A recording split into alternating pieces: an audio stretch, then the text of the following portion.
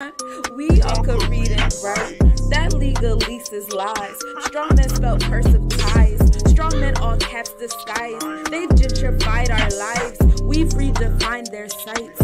We've redefined their kind. Yes, this is juju music. This shit here is hoodoo music. This shit here is voodoo music. When you chant, they gonna lose it. Yes, this is juju music. This shit here is voodoo music. Yes, this shit is voodoo music. When you chant, they gonna lose it. When you chant, they gonna lose. Which ancestor you gon' choose? Play their game, but by our rules. I'm Queen Annie the Maroon. I am Queen of Dongo. I am Queen of Zinga. I am Yenaga. I'm Carlotta and Fernina. Cause this is juju music. This shit here is voodoo music. When you chant, they gonna lose. Which ancestor you gon' choose? Cause this is juju music. This shit here is voodoo music. When you chant, they gonna lose. Which ancestor you gon' choose? I am a goddess. I am a priestess. I chant these mantras and they all repeat it. If we make a promise, this land we gon' seize it. Get vengeance for Mother Earth treason. This ain't the gentrifier. Strategies, put knowledge in the book. Change our language so we couldn't read it if we look.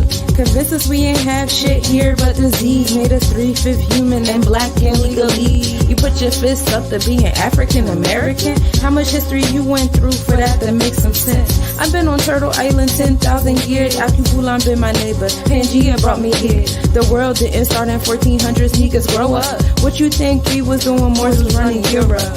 We been tribal folk, now it's time to show up. Bring back the villages, cause cities ain't got no love. Your melanin addicted to the infliction of pollution. Chemical dependency, nature the solution. Grow your food and medicine, build homes in conclusion. The enemy will televise infiltration as inclusion.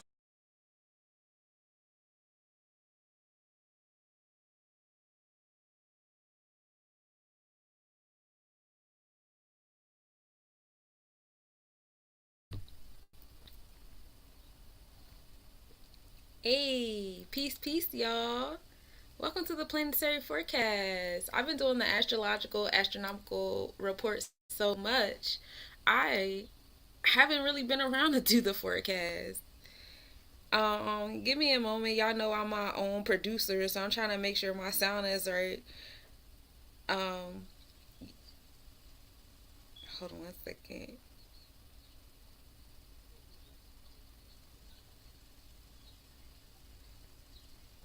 And it is. I'm glad.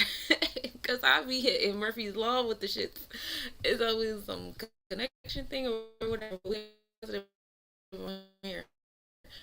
Because you guys don't know, I actually a and I have quite a few placements in Gemini as well. So the retrograde be retrograding for me, and I'm perfectly fine with it. I love a little slowdown. I ain't mad. Make sure y'all check out the links at the bottom. I'm now on Bandzoogle if you want to check out my music. That music you guys heard at the beginning of the video. Also follow me on Less Nobody's Business LLC. I've been doing some really dope. The last 30-day challenge I did was 30 days of poetry for Poetry Month. It was really fun to do. Catch up on the poems. I got another 30-day challenge starting next tomorrow. Tomorrow's May Day. I got another 30-day challenge starting tomorrow. We're going to do 30 days of affirmations. Y'all can get some affirmation runs from the goddess. And that's opening up the box Patreon. Patreon is below because eventually exclusive content that you guys are getting right now will only be available to my Patreons. So make sure you guys follow me. It's only $3 a month. $3 a month you get the player forecast that y'all about to get now, because this will not continue to be on the platforms that it's on at the moment. In addition to that, you'll be getting the 40 days of information, etc., from those platforms as well. So get started, because I because the internet be like, girl. So starting already.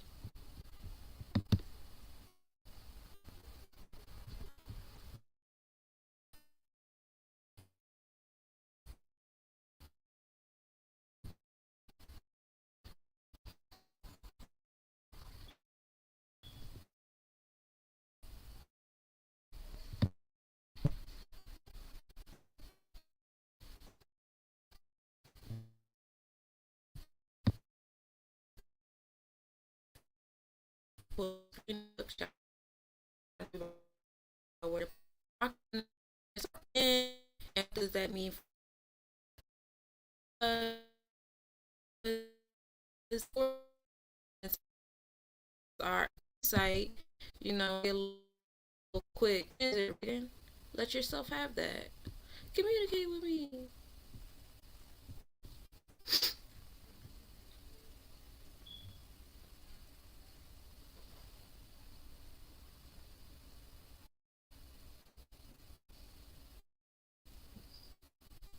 All right, here we go. And we start off at the wrong chakra. Together.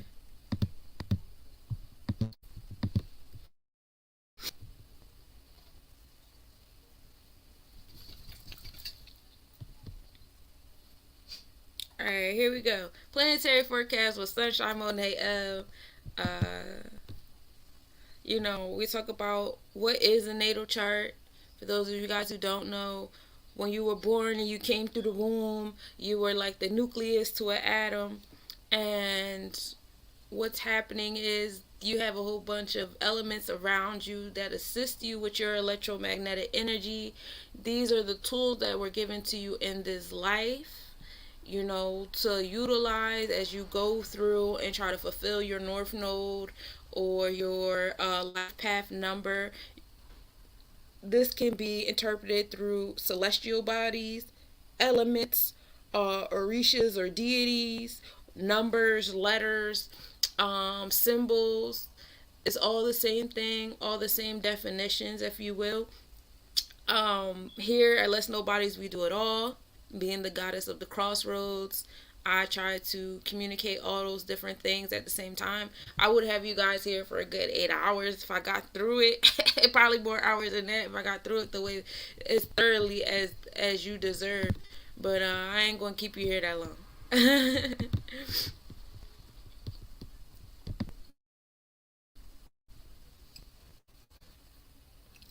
What are chakras? So every physical body in your body has infinite bodies. Like you're like one of those like little Russian dolls where it's something out of something inside of something inside of something. So like, your gut, it has a physical body. Of course, we see the physical body, but it also has, sensors. It also has an emotional body. It also has a psychic body. That's why when things go wrong, you feel it in your gut. That's why when you're sad, you can feel it in your gut.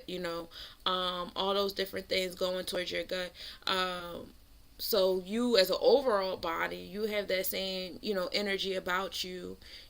Here we focus on the seven main chakras of self. You are an infinite being, so you have a ridiculous amount of chakras. You got to think about it. Even the organelles of your cells have chakras. That's why when you're like on the paint app, if you will, you could just click every little piece and come up with different numbers that create that color wavelength. That's literally how you are. um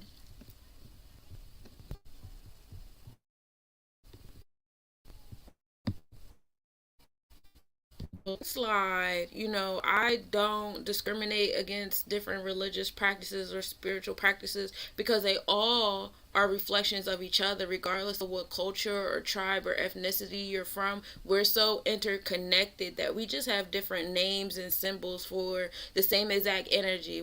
We're so aligned. I love it here. So, all that debate about my culture versus you, I don't really buy into that because we all literally have the same concept. The heart is in the same place, the mind is in the same place. It's just the output is different because we're such fingerprints, we're so unique. So you have the combination of the Neteru deities here, the Kemetic deities here, the spheres of life. You have the tree of life and the Kabbalah and those deities here, and then you have the planets and the colors. You have the chakras, and they all show the same information. They're all giving you the same guidance on yourselves. And that's what these depictions are here to show you, how we're all so interconnected, despite what spot in history or where you go in ethnicity.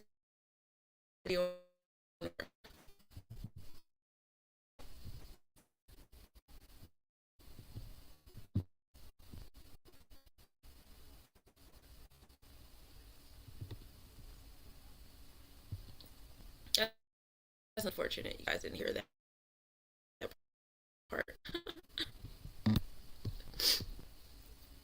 Um, as far as the chakras and astrology, so you guys know I break down the chakras as far as masculine and feminine goes. The feminine side is the Cancer, Gemini, Taurus, Aries, Pisces, Aquarius energy. The masculine side is the Leo, Virgo, Libra, Scorpio, Sagittarius, and Scorpio side.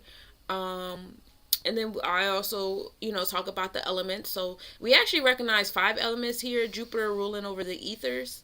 So the ethers are in your sacral chakra. That's why, like, all that overindulging in sexual activity and sensual activity, it leads to a lot of dramas because you're connecting yourself with too many other ethers, and ether can be hell.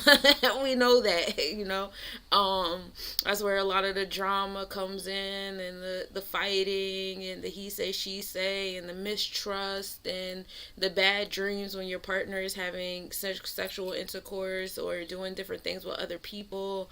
All that stuff comes from that Jupiter energy of the ethers, as well as Obatala being the energy of drunkenness because he was a drunk. um when you engage in too much stuff that has you inebriated, or jeopardizes your sobriety, if you do it too often, too much, that also leads to like ether like activity. So I should write that somewhere. In addition to that, we also get into astrocartography here if you guys are interested.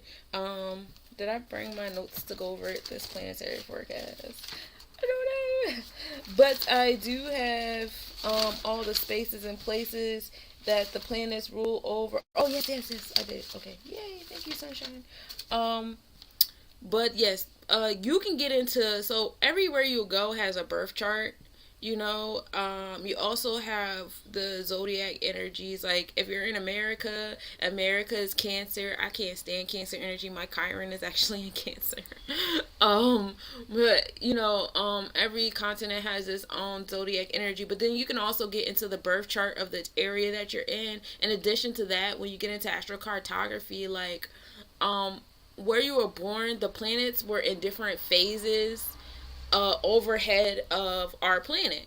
So you get into the different phases that that planet was in when you were born, and that gives you an idea of the different kind of experiences you're going to experience when you go to that part of the world.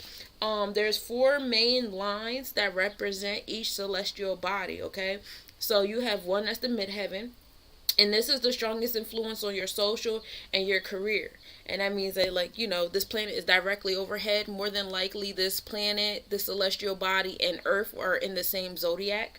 The lower midheaven, which is when you're dealing with like the fourth, it's equivalent to IC, which is the seventh house. This is a sense of belonging. This impacts the home and the family and community relationships. So this is where you're going to feel this energy. And this is when you're looking at the other side of the planet, like the dark side of this planet. The ascendant energy is how you're exerting yourself. How do you exert? This is the space where people are going to be more so looking for your energy, and this is where you'll see the east side of this planet. All right, and then the point of descent, this is where you're going to go to absorb energy. Now you're going to be the fly on the wall. You're going there to attract and experience through other people. And this, astronomically speaking, is where the west side of that celestial body was located. So when I do the planetary forecast, you guys notice I talk about when we're dealing with the east side and the west side of the moon and this, that, and the third, because that matters. It matters because it lets you know how this moon is exerting itself upon us.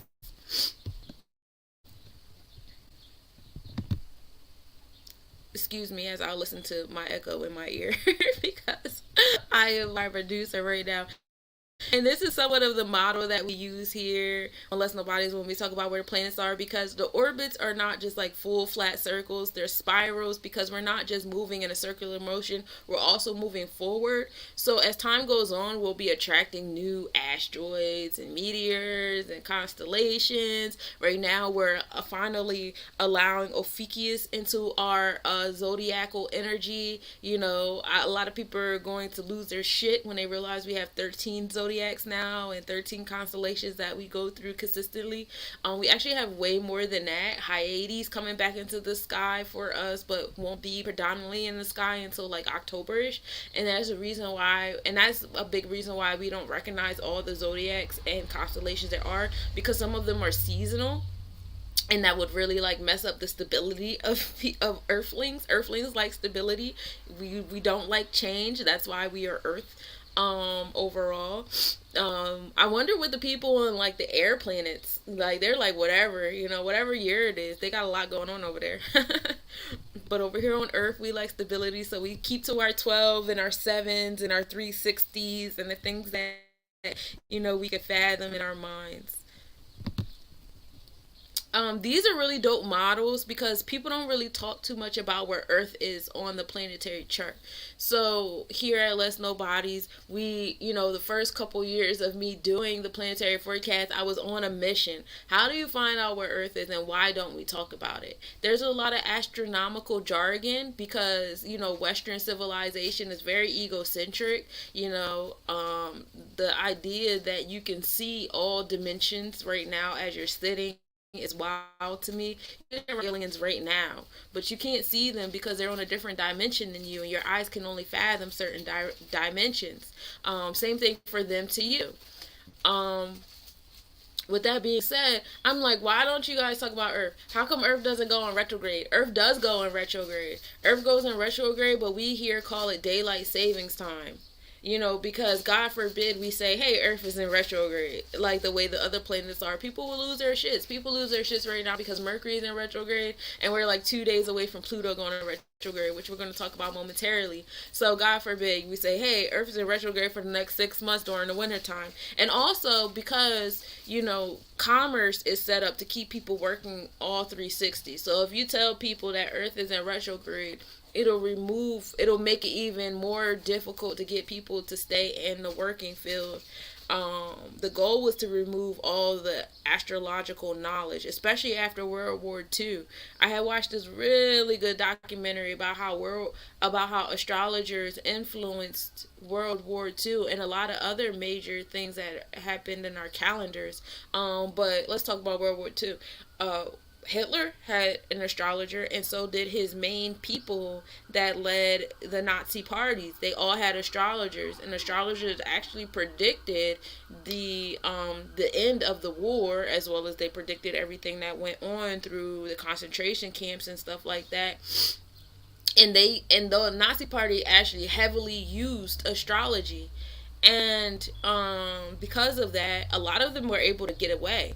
I don't know if any of you guys watched that Triptych television show on Netflix yet, but I highly recommend it because those individuals had astrologers and they were able to travel to South America because the astrologers warned them. They were able to travel to South America and live out the rest of their days. And while they were down there, they continued their studies on, you know, genetic modification on humans, and, you know, more so studying twins and making clones, you know. And that's why you have a lot of those like genetic disorders down there on that side of the hemisphere, because they were down there, you know, creating humans, and they were making humans with extra body parts and stuff like that. All that was happening down there. Netflix, like I said, has a television special on it, which was really fucking good.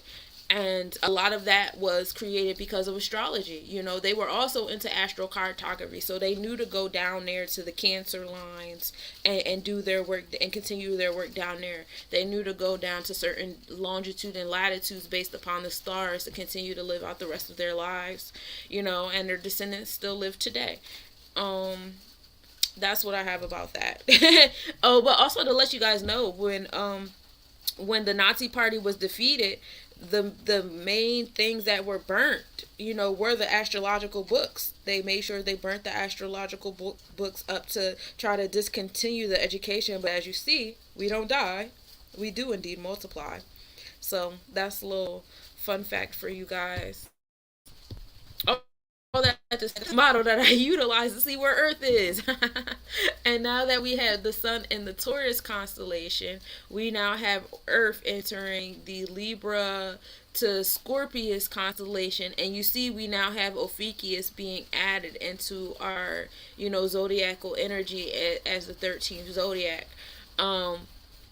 So for those of you guys who feel yourself moving from a space of wanting balance and fairness and focused on your one-on-one relationships, you'll see yourself moving more so into a space of transformation. Now things are transforming on Earth because of our desire of balance and justice and things like that.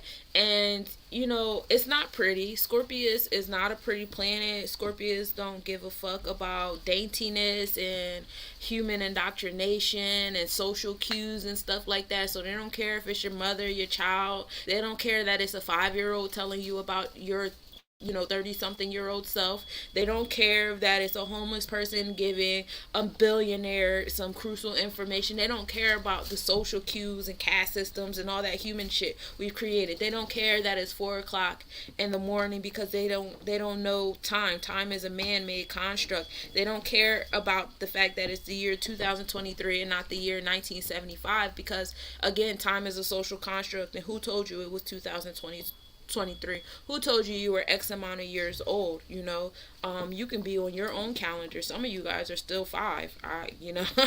Some of you guys are still 2-year-olds. And that's okay. It's all about where you're at. You're literally a fingerprint.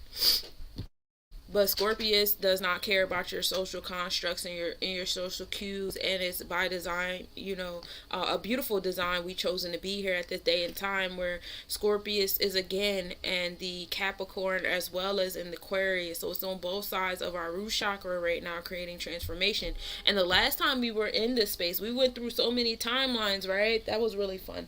But the last time we were in this space was when during the 1700s, when we were dealing with the beginning of America, also the establishment of racism, right? That was crazy.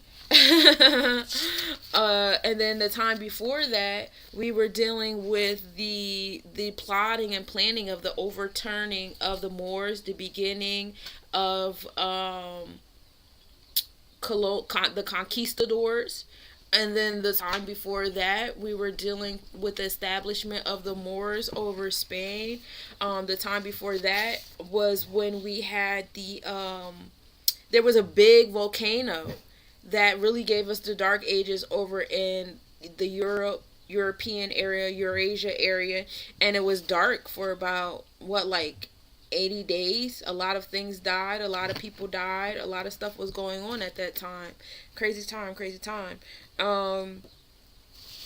But yeah, all that was going on in that space and time. And so Oya does not come here to play. Oya has never come here to play with us about anything. And for those getting into astrocartography, let's talk about what Oya rules over. Oya rules over so you guys can pay attention to the world news. Angola, Panama, Zambia, Cambodia, Finland, Bavaria, Norway, Morocco, Queensland, Korea, Syria, as far as cities go, Baltimore, Cincinnati, New Orleans, Liverpool, Newcastle, and Washington, D.C. Ooh, Washington, D.C. is all Oya energy. So, I would definitely watch those places and spaces on the news, on the world news and stuff, because some things is going to come out. They're going to be, on the front and center, because, all the world is a stage, and we just players on here. You know what I'm saying? Yeah. So, let's move on. I always love to give that little beginning of the class or whatever you call it, because I always had people in my inbox like, oh, can you teach me this, can you teach me that? Well, first of all, I charge for my courses. It's called the natal chakra therapy session, and within the natal chakra therapy sessions, you don't just learn about your energy, you learn about everyone else's. I do have workshops that will be beginning in September or October-ish, trying to be in alignment with the stars. So after the harvest moon, I will begin those group classes if you guys are interested. I've been behind because I've been really focused on healing myself physically, and all my other leads in my space, I've been really focused on trying to heal. So I've been kind of behind on the marketing of some things and the enrollment of other things, but I do have those workshops and courses coming. There will be a certification at the end of those courses, and the certifications are honored by Less Nobody's Business. I am a registered business. It is all, for those of you guys that are still stuck on the 3D realm, it is a certification. But yeah, I love to teach, and you guys will definitely learn. And then moving into like the zodiac energies, these are the zodiac energies of other cultures, okay? So when you get into like ancient Kemetic culture, it's actually divided differently. So we actually have 3 seasons. Everything is evolved around agriculture in ancient Kemet, Babylonian times and stuff like that, because that's all everybody did was farm. So everything was evolved around farming. Same thing with the Native American culture as well. That's all we cared about for the most part was nature and farming. We really were attached to earth. We are not attached to earth at all anymore, because we've created so many devices that allow us to be detached from earth. It doesn't matter what the weather is, because you have umbrellas, you have this, you have that. You no longer have to migrate. Now you can stay here and work at your job forever, because a lot of this construct was not created for your convenience. It was created for you to stay an employee, which is a nice little pretty word for slave, because you literally work for nothing. You guys are not working for food, you're not working for shelter, you're working for useless pieces of paper to struggle to provide the food and the shelter and the clothing and things like that. So yes, slavery still exists. If you are working for pieces of paper, you are still a slave. And that's why there's a lot of energy going towards Oya transmuting, the Pentacles. And it's not even Oya, it's actually Uranus. Uranus is moving towards transforming the Pentacles. Uranus is sitting in Taurus in the 9th house right now. So the more you guys expand yourself and provide yourself with edification, the less you guys will be, needing of this middleman that is created to control you. You have a lot of archandroids placed in our space right now that are pushing this cryptocurrency. Well, crypt means dead, baby, and that's still a dead currency, and you are a live being. So you guys keep farming for the dead entities. You can't ask live beings and live energy for dead entities. So when you ask for abundance, you're not asking for actual money. You're asking for live things, which is the resources. It's it's the resources that we need for to keep us alive, and money is not a resource that we need to keep ourselves alive. It's actually the food, the shelter, the clothing, the environment, the weather, the animals, the energy, the connections. All those things are live entities, and that's why the universe will bring you your answers in the form of a person, or in the form of an experience, or in the form of an energetic shift, because that's what the universe can provide. Man provides the money, provides the crypt. Man provides dead shit, because man is obsessed with death. That's why people get more energy after their funeral than they get after their birth.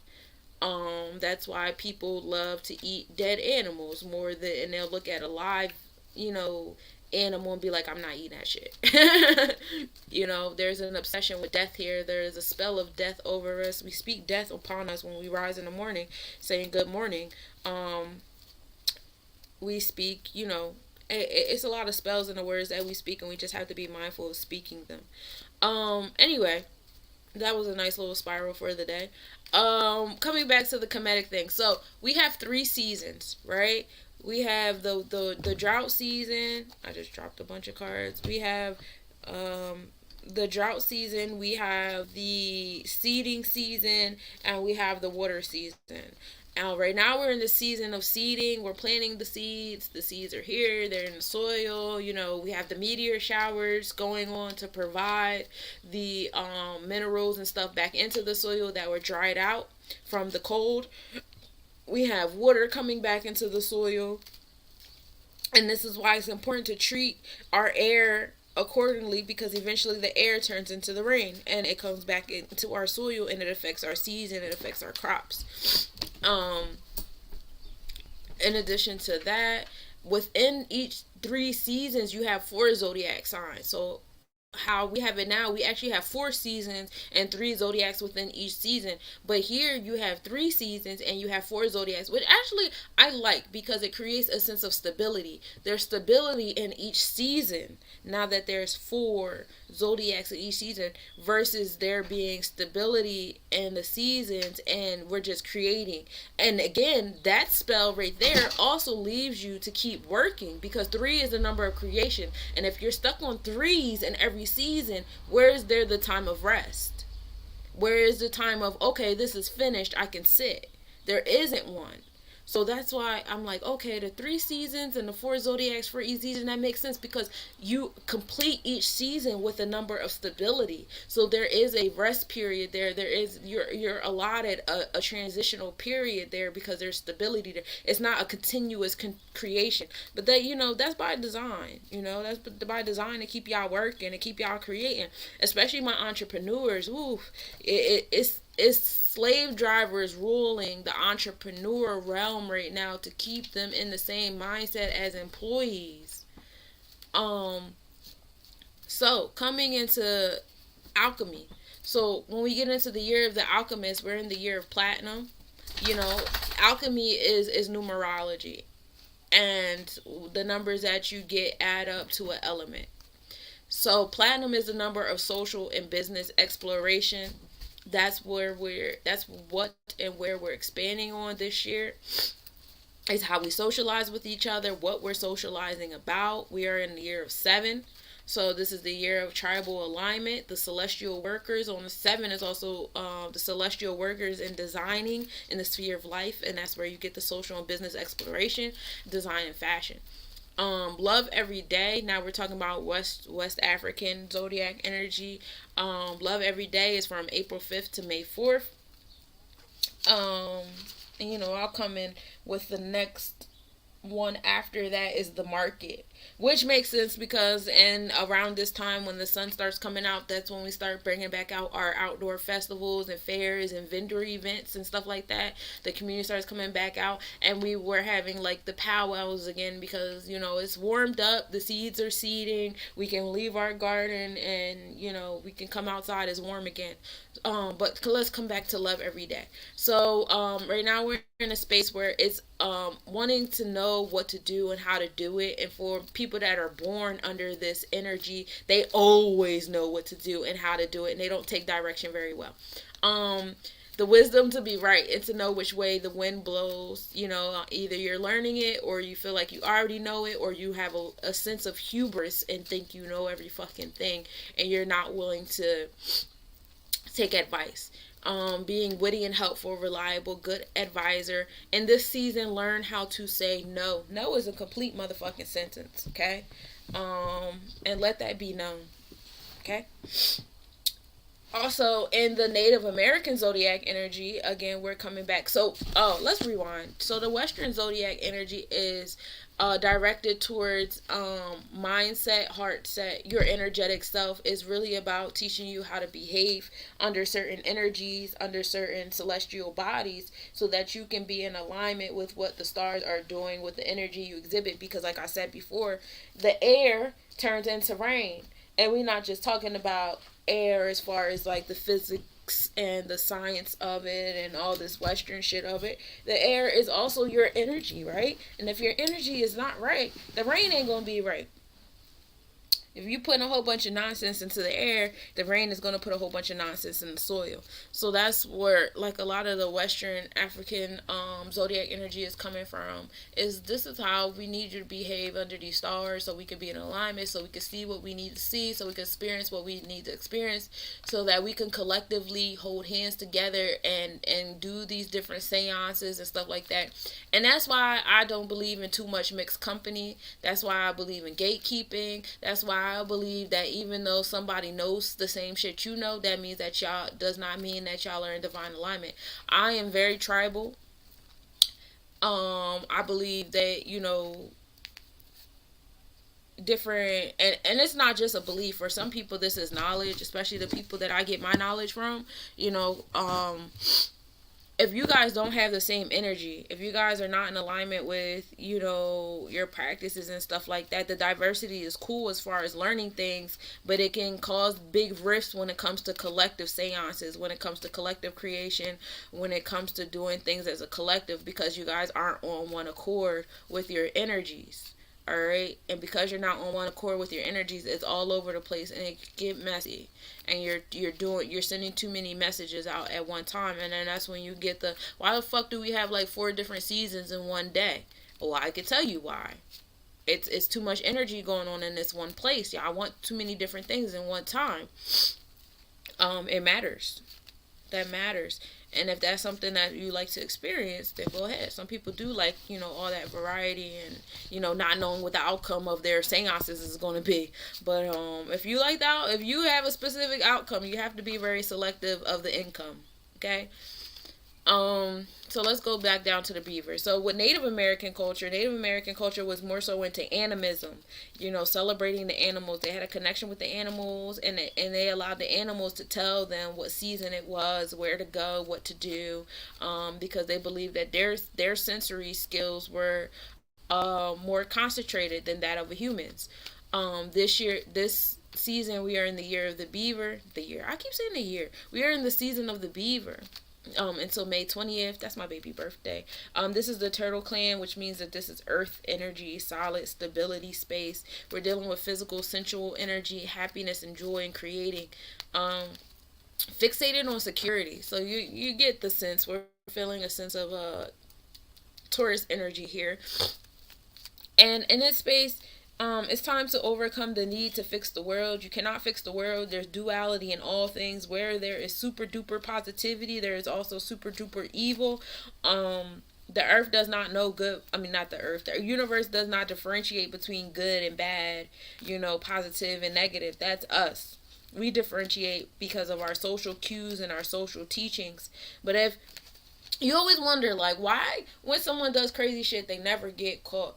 They never get caught because their energy does not give off the frequency that they're doing something wrong. They don't believe that they're doing something wrong. They don't believe that karma is coming to them. They don't believe those things. So because they don't, the universe speaks to the energy. The universe is saying, "Oh, you're not gonna get caught then. You're gonna keep that moment that doubt sneaks in. Boom. That's when they get caught." That moment where, if you read all of the Greek stories, because they don't feed us any other fucking stories, but you know, we're getting back into with our fables and stuff. Hubris was always every leader's downfall, and that's because even when they felt like they were getting to a certain spot, there was still a piece in them that knew that greed was there. It was still a piece of them. They had that little bit of them that's like, nothing is enough. And even that little hint of energy interrupted that whole force field of, I can have whatever I want, I can do whatever I want, who's going to correct me? So with that being said, you know, you can't fix the world. The most you can do is utilize the gifts that were given to you by the universe to the best of your abilities, because at the end of the day, it's you that's going to be, you know, at those gates, and you're going to be asked, what did you do with the gifts that were given to you? And you have to answer those questions. I used the gifts that were given to me to make a bunch of debt notes. And watch you get laughed at them gates. To debt notes? What? You let them humans? You let that man-made shit control you? That's wild.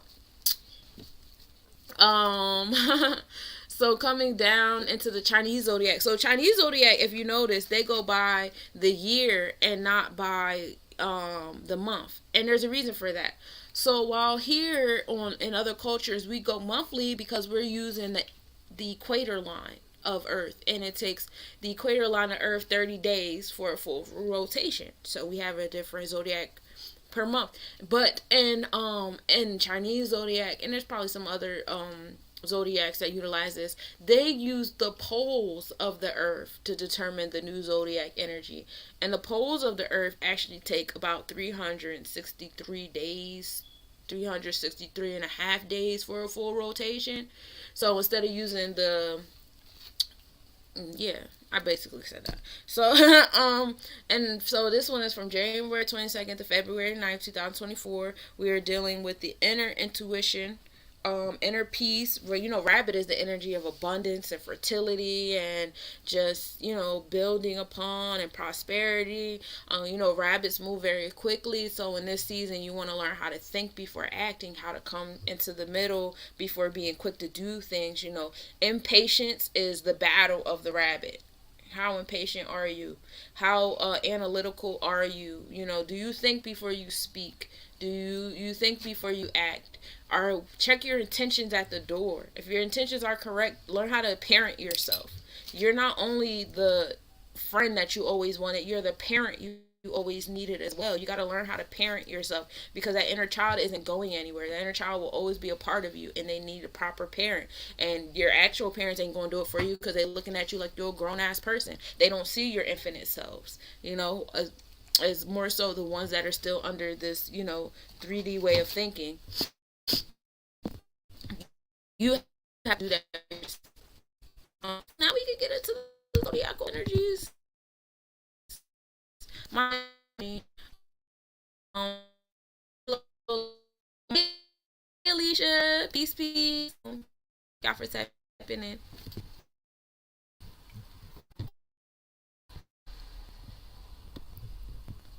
As we get, oh, they cut me off when I was shouting out y'all names, but I see y'all in the comments. Thank y'all. Um, so Scooby.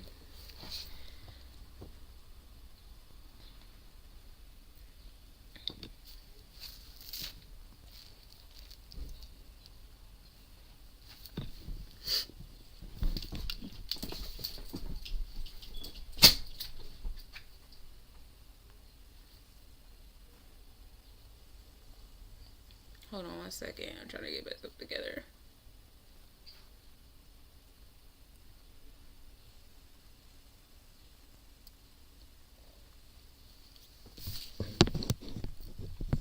All right, so y'all can comment if y'all have any questions about the different placements that y'all have in these places.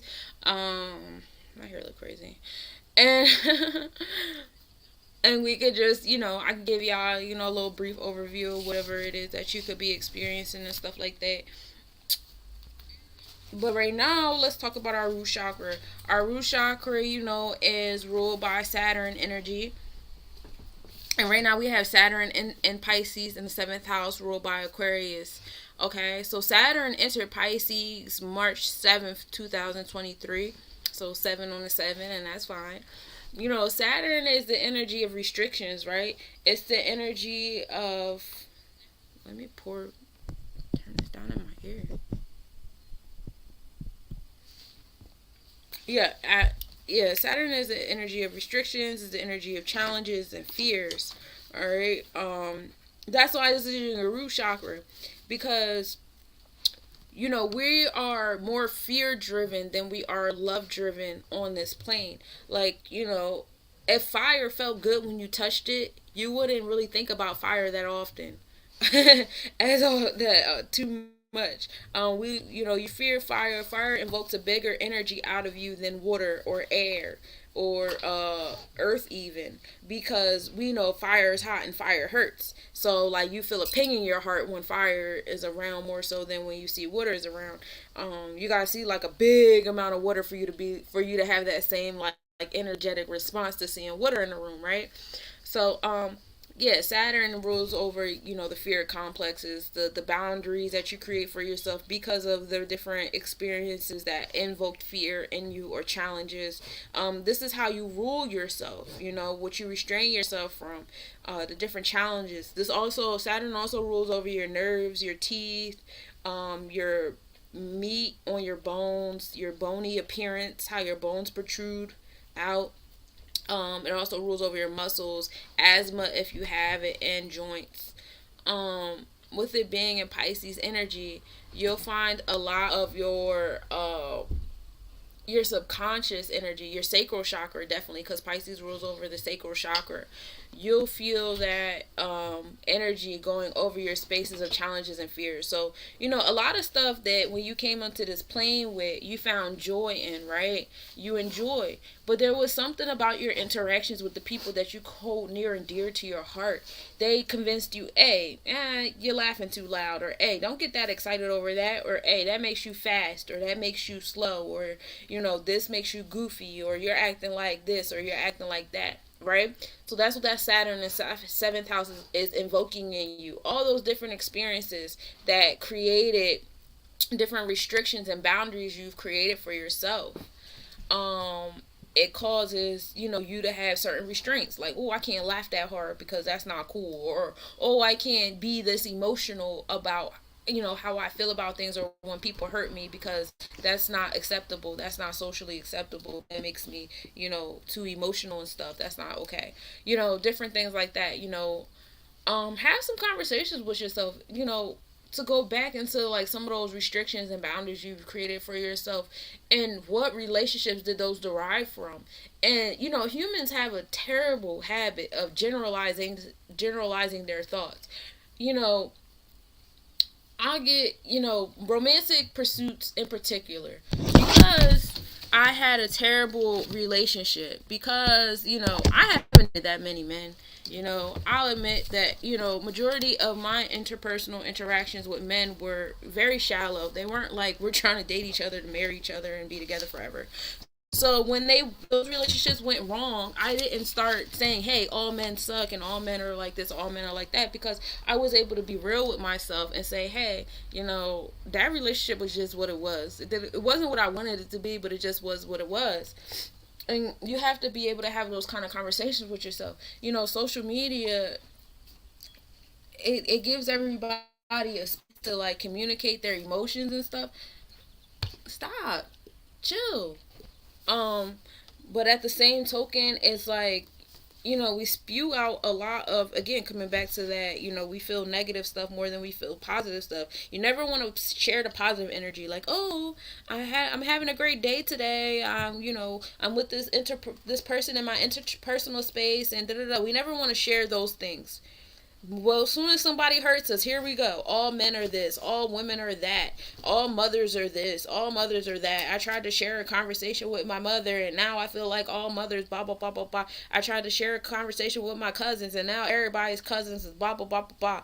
But when you guys are having good moments, they don't share. I don't want nobody to see my positive energy. I don't want nobody to see my positive relationships and my positive blah, blah, blah, blah, blah. Like, you guys understand? Do you guys realize y'all do that? That is Saturn. That is Saturn. And those restrictions and boundaries were created because something happened to you. Maybe you shared a positive moment with the wrong person, and they didn't have the capabilities of being happy for you because of whatever they were going through. But you just generalized a whole group of people you don't even know based upon that one experience. Not only did you just generalize men because of the relationship experience you just had, but you just generalized everybody else that's around you. It's like, oh, they'll be happy about my sadness, or they'll be, jealous of my happiness. Generalizations are a very lazy way of thinking. And if your social media page does not reflect energy that supports you, then what are you doing? What are your intentions when you add people on your page? What are your intentions when you're following people and you're allowing people to follow you back? Are you doing this just for attention, or are you doing this to build a supportive system for you within a space that you don't have to physically travel to? You could just energetically travel to. You got to check your intentions with that. But that's what Saturn is pulling out. A lot of you guys are cleaning up the social media spaces. A lot of you guys are cleaning up your spaces, your personal spaces, the people you have bonds and contracts with. All that stuff is being cleaned up as it should be. We're getting into that energy of detachment that's on top of that seventh house. That's that Aquarius energy, social detachment, social justice, social awareness. All that is coming into that space. It's time to be more intentional with the bonds you're creating with people. Like, why are you creating these bonds if they hurt you more than they heal you? If they break you down more than they support you? That makes no sense. And if it does make sense to you, then you need to roll with those punches and be mindful of the energy you're spewing out because of the reality you're creating for yourself. I can't stand generalizations, and I will admit that I do them sometimes, but it's not intentionally. It's just because it's just an easier way of communicating. Like, I rather type, a generalized statement than the type of specific one sometimes, because then I have to list down all the different details, or whatever. Also, with that Piscean energy is also about, duality, um, bringing yourself out into a space of being able to be in multiple spaces at one time, learning a sense of flexibility on some of those boundaries. Some of you guys, you overly restrict yourself. You have too many boundaries. You're doing too much. Also, intuitive energy. Some of you guys are not listening to your intuition when it comes to creating a boundary. Some of you guys are ignoring your intuition, like, oh no, it's okay, like, we don't have to da da da da. It's a difference between like your intuition speaking and your quote unquote trauma speaking, and you guys have to learn how to differentiate between the voices, differentiate between the vibrations that you're feeling. Journaling is everything. Self-help is everything. We get so caught up in trying to do healing and stuff for other people that we ain't coming back to ourselves the way we should be. A lot of people talk a good game. See, I'm very intuitive. I'm very analytical, and I'm very intuitive, and I know when somebody's full of shit. And I can tell when somebody is making up things about their own self rituals. Is you ever communicate with somebody and they made sure they had an answer for everything you said? Like, oh yeah, I do that. Yeah, I do that. I do that. I can tell you don't do that. I can tell you don't do that because of the dialogue we had before I even gave you suggestions to do that. You're just being combative with me, and you just want to, give off that energy that you're doing all the right things, and that's okay. It's cool to want to. We all want to give off that energy that we always do all the right things. I personally don't always do the right things. Sometimes I do get caught up in doing for others, and I can be a bit self-sacrificial, and then I have to recalibrate myself. So I will admit to you, no, I don't always do this shit, bro. Sometimes I fall short because I get so caught up in wanting to serve other people, because that's my love language. That's what I can do. Sometimes I have to remind myself, okay, it's time for you to, come back and do some self-help, do some self-healing, look at your own natal chart, look at your own transit chart and stuff like that, because I'll get caught up in doing it for everybody else. It's okay. It's okay. It happens. Let your intuition be your guide in that realm. And if you're not being your own guide, this is also the space of, like being gullible, being impressionable, and being manipulated. So while you're learning to stand on your own 2 feet with the Saturn and Pisces energy, and learning how to step into your own intuitional space, and the boundaries and restrictions you created for your own joy and stuff like that, there's some energy out here that's working double time to manipulate your ass. They want you to believe that certain things are going the way they go. For the people who know that the spirit, like, when you were born, they write down your birth date, your birth time, and your birthplace, and records. There's records of how many people were born under this planetary placement. How many people were born? Like, you can let the government or whatever fucking factions make you think they don't believe in astrology. They believe in astrology, and they knew that X amount of babies were born under these moon, stars, Mars, and Jupiter, whatever. They know that because you were born in their hospitals. Your records were kept under their shit. They have the logs. They have the spreadsheets. They have all of that. They know. And they know when certain stars come into alignment, what babies are being born that are going to combat that alignment. They know. So what they're doing is now you're going to see a bunch of artists come out, because Hollywood works for the government. Hollywood is a, the government is a corporation, but they work hand in hand. Seeing, Obama's in office and all the Hollywood people come in, seeing the Clintons in office, you see they always go towards Hollywood people for their, marketing and stuff like that, because they work hand in hand. Hollywood, they're the clowns. Once upon a time, the clowns and the jesters were around. The circus was around to keep occupied, to keep people in good spirits. When somebody wanted to run for an office, they would make sure they had the best clowns and the best jesters and stuff. Like, look, see all the joy I can bring you with me in office. Look at how happy you could be. Well, now they just put suit and ties on everything or whatever, but it's the same shit. So they see all these Scorpio Pluto babies. They see all these Sagittarius Pluto babies, right? They know Pluto is in Capricorn and Capricorn and Aquarius at the same time. They knew this time was coming back around. That's why last year Earth made sure it celebrated its 400th year. It's now in this year of stability. Okay, it's stable in the Cancer energy. That means there's a lot of indoctrination that's going to have to unravel. They knew all that shit because they're very in tune with the stars. They were taught the stars. That's how they knew when to, take back over Spain. They were underneath the stars when they did that. So now that they know that these Pluto placement babies are being born, they're reacting to that. It's certain energy that's coming out. Excuse me, I dropped my phone.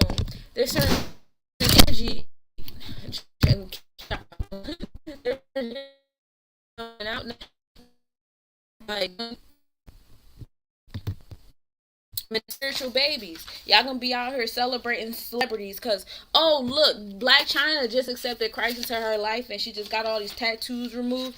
Oh look, this celebrity over here, they got churches now, they're spiritual. Oh look, Janae Aiko, whatever the fuck her name is, she makes a bunch of crystal music. And oh look, Omarion got a new positive album out. Like, they know. You think that if these people weren't, well versed in training you and stuff like that, that they would allow these people to come out on their platforms and do and say what they're doing and saying? They would have been killed like the rest of them. You know what I'm saying? Like, y'all gotta think. Y'all not thinking. And that's what Saturn is also the energy of authority, authoritative figures, governments, boards of education, bosses, and managers. You think if they really thought that shit wasn't going to move the way they wanted to move, they would let that shit move? They wouldn't let that shit move. They wouldn't hire those people because they don't fit in their mission statement. Why would I hire someone who's going to work against me and get all my employees to stop working against me? I'm not. You got to understand, those people are signed to a corporation. They still have an image. They still have different things that they have to upkeep within that corporation. So you're going to see a whole lot of quote unquote spiritual people, spiritual evolution happening in Hollywood and the government. Now all of a sudden the political parties is going to be more spiritual and they're going to have all the spiritual jargon and blah, blah, blah, blah, blah. But that's to keep you in it. That's to keep you in it. Because they know who they're talking to now. Now they're not talking to, the Black Panthers in the beginning of the hip-hop movement when we had KRS-One and Rakim and Wu-Tang and all that. So they don't have to put those kind of players out anymore that say, hey, this is for this. Now they can put out the, peace, love, and light, y'all. So it's going to change, and you're going to see the change. And you're either going to fall with it, you're going to fall in it, or pieces. I see y'all in here, y'all. You either gonna fall in it and be gullible to it and be like, oh my God, such and such is spiritual. I'm so proud of them. I'm so da da da da da la la la la. You either gonna fall for it or you gonna be like, bro, fuck that shit, because it's still the same corporation. Why you let these niggas live, but you turned around and still killed these people over here? Like, come on now, stop playing with me. I'm not playing with y'all. So, y'all do with that y'all will. And the 7th house also deals with contracts and bonds. So coming back to the fact that we're going to go back to Oya, because Oya is the only planet that we have. This is the only celestial body that we have here right now as we know it. Y'all know it's a lot of asteroids and meteors and stuff like that are in these zodiac energies as well, that are in these constellations as well. But I will have y'all here all fucking day. But Pluto is the star of the show here in our root chakra, Oya. What does Oya represent? She represents transformation. She represents death and rebirth. You know, if you guys are still allowing certain people, places, and things that have a rule over your root chakra and knowing damn well it has no business having rule over your root chakra in that space, Oya is going to destroy it and get rid of it. And it's going to hurt. It's going to hurt. It's going to be some shit that you didn't know needed to be destroyed or gotten rid of in order for you to experience the transformation you have to experience. But if you don't listen, I got to do this. You didn't do this on your own. I know you heard my voice in the back of your head saying, let this shit go. Stop doing this. Don't do that. And you still doing it anyway? Bet. Now I'm about to hurt you. Now I'm about to hurt you. Now I'm about to take away what it is that you keep doing. So now you no longer have access to it. And then you're in your mind like, why did this happen to me? Why did you take my partner? Why did you take my child? Why did you take my job? I told you why. I told you to stop doing that. Oya don't care about these social constructs. Oya don't care about your indoctrination, your social indoctrination, or whatever. That's why it's important to know who you are outside of the agreements that have been forced upon you since you've been on this plane. Because if you don't know who you are, and you keep calling yourself shit in comparison or relationship to other shit, I'm a teacher. You're not a fucking teacher, bro. I'm a mother. You're not a mother. I'm this. You keep calling yourself stuff based upon your social indoctrination. You keep calling yourself stuff based upon the relationships that you have with other people. Who the fuck are you? That's what Oya says. Who are you? And if you keep doing stuff that Oya keeps saying, stop doing that. I'm telling you, stop doing that. You're going to hurt yourself. You're going to be upset. And like I told you, the retrograde is coming. So Oya is going to slowly rewind itself back into Capricorn, Zodiac, and constellation. All right? You know, Pluto is going to be in Capricorn constellation for a very long time. We got like another 20 years in the Capricorn constellation. Don't even worry about that. The Pluto zodiac, the Aquarius zodiac will re-enter the Aquarius zodiac, I believe, in November 2024, which is so interesting because that's when we undergo our next presidential election, correct? And I recall, sadly, I saw somewhere that what's-the-face said that he was running again, and I think that's so fucking wild. Yeah, Pluto's going to re-enter Aquarius November 19th, 2024. So mark that date, and that is around the time of the election. So that's what we got going for us. You know what I mean? And, so, all this shit, it's been some crazy stuff happening since Oya entered Aquarius energy with our mindset, right? With the things that our mind has created. The cryptocurrency, you got a lot of people dying that their minds created the cryptocurrency. They died. Death, rebirth on the currency, right? And then again, coming back to the Saturn and Pisces, now you got these people manipulating the fact, these people died. I'm manipulating the energy. I'm manipulating what happened. I'm manipulating the solution. Now the government is taking back over those entities. Now the government is recontrolling the narrative. That Saturn and that Pisces, y'all. But y'all keep falling for it. Don't keep falling for it just because you got somebody like 19 Keys traveling all over the fucking place telling y'all to fall for it. And that's no shade at him. But at the same token, it's like, we got to be aware of what's going on. We got to be aware of these energies and stuff like that. In addition to that, you got water. The water levels are rising in some areas, and they're going down. We got droughts in other areas. That's because we're dealing with the rebirth in the water areas, and where we have, our desert, and versus where we have, our oceans, our rivers, lakes, and ponds. And again, Oya does not care about the social construct. They don't care that those are your houses, y'all schools, y'all jobs, whatever the fuck. Those are things that you created. Again, coming back to the mind. We're talking about the zodiac. Zodiac is tropical. That's the mind. The things you've mentally created. The social constructs that you've mentally created. Pluto don't give a fuck. Okay? Pluto does not give a fuck of what you created and what you thought of. Alright? It's here to wash it away. It is water. It is storm. So you have to keep that in mind when you over here crying and whatever. Like, no, this is what y'all need. This is what y'all need. Y'all need this reconstruction. I'm here to make sure that Saturn and Pisces don't keep y'all in the same situation y'all been in. Y'all done had bonds and contracts with people that's been manipulating y'all, that's been impressing their will upon your will. Your will is not your will. Your will has been indoctrinated upon you. You walk around thinking your will is your will because you're an entrepreneur, because you're a stock trader, because you know believe excellence. That's not your will. That's not your will. That's not what you want to do here. That's more indoctrination. Pluto's going to keep destroying that shit, especially when it rewinds back, because it's retracing its steps now. So all that stuff we just endured since March 23rd, 2023, we about to go right back up that ladder and then come right back down.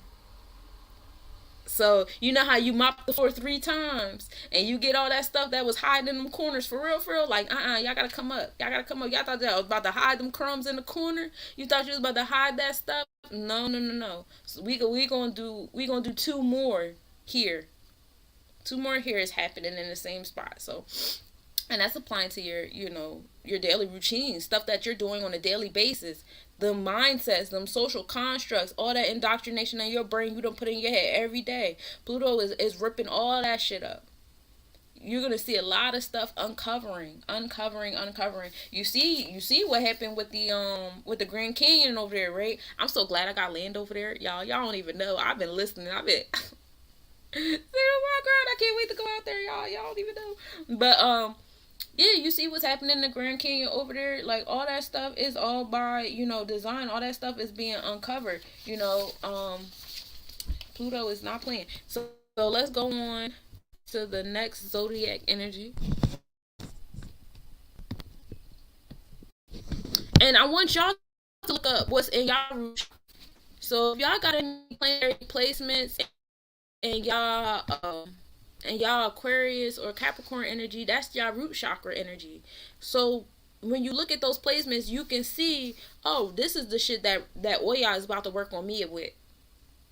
This is where I need the cleansing at in these areas of my life. I'm a Capricorn stone, so like it's like my whole, and all my Capricorn placements is in my 5th house. So my whole inner childhood is just like, yeah, bitch, I'm about to beat that ass. I'm about to beat your whole inner child's ass.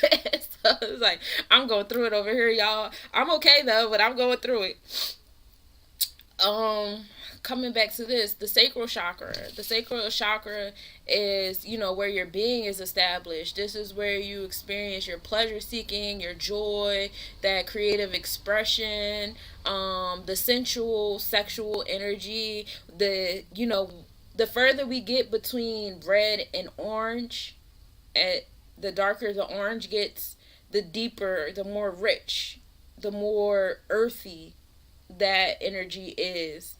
The lighter orange you get, the more malleable that is. So for people that be like, I can read auras, I can see the color of your aura, that is what they're looking at. They're looking at, how dense, how intense, how light, because your sacral chakra could be more mixed in with your solar plexus chakra. Your sacral chakra could be more mixed in with your root chakra.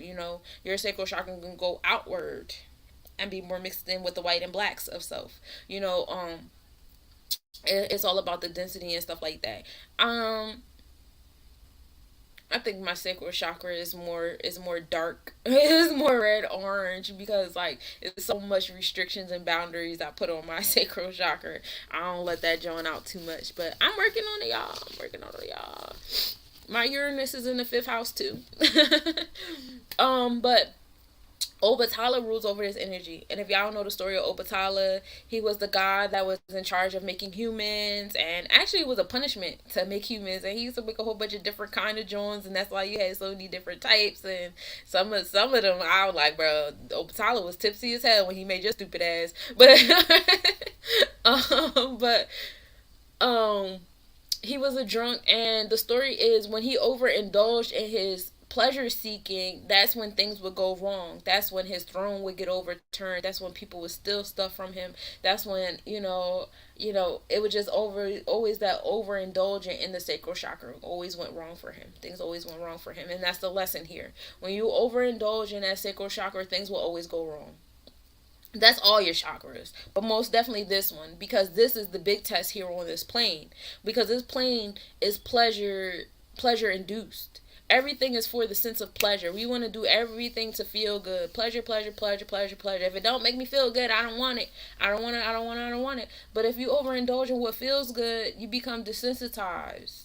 Okay, everything can't feel good all the time. Some stuff got to bring you to an equilibrium. Some stuff got to hurt. Some stuff got to bring you down so that you can gain that muscle to get back to the pleasure energy. Overindulging in pleasure brings you to an airy energy. Again, Obatala rules over the ethers. We talked about that earlier. You tap too much into the ethers, you create a hell for yourself just trying to stay in pleasure. And that's where that energy comes from, where like, oh, you want to have a whole bunch of sex, you want to drink a whole bunch of liquor, you want to do da. That's where that church shit come from. You're going to go to hell. Yeah, you do. Your sacral chakra will put you there. Your sacral chakra will definitely put you through hell if you do too much pleasure seeking. You'll attract a lot of drama. You attract a lot of envy. You attract a lot of malicious energy. A lot of that comes from you overindulging into the sacral chakra. So, it sounds dumb, but it's the way it works. And, balance all things, I share. Right now, Obatala entered Aries energy. We're officially into Aries energy. That happened earlier this week. I'm gonna learn how to organize like cue cards. At some point in time, that's what I'm going to do. Cause I don't be everywhere, but I be somewhere. But yeah, Jupiter entered the Aries constellation on April 25th around noontime. So we now have Jupiter in the Aries zodiac and in the Aries constellation right now. And that's going to be the vibe for a few weeks or whatever. And I'm very excited about that. Because there's new beginnings to your sacral chakra. Aries is the new beginnings. It's the warrior-like energy. It's also a very meticulous energy that it doesn't get credit for. Like, as far as it being about, like, surgical energy is influenced by Aries. Great surgeons were Aries energies because they were able to go in, dissect, and go out. Like, when I think of Aries energy, I also think of chess players being very methodical, very calculating, that valiant, intelligent warrior like energy. So there's a sense of intelligence and discernment that has to go on here in y'all sacral chakras, and check your intentions at the door. And I'm not just talking about the regular shallow pleasure seeking shit. Also, when you're attention seeking, what are your intentions when you walk into certain rooms? Like, am I in this room because I want all eyes on me? Am I in this room because I need to be the smartest person in the room? Am I in this room because I need everybody to see how powerful and how amazing I am, regardless of how powerful and amazing they are? Am I in this room because I need everybody to be on my bandwagon and agree with what the fuck I gotta say? Am I in this room because, I like, you just gotta ask yourself, why am I in this room? How is this feeding my sacral chakra? How am I seeking this pleasure? You check your intentions, and when you feel your cup is full, get out of there. Because if you going into rooms without any intention set, your cup could be overflowing, and that's when you get the overstimulation.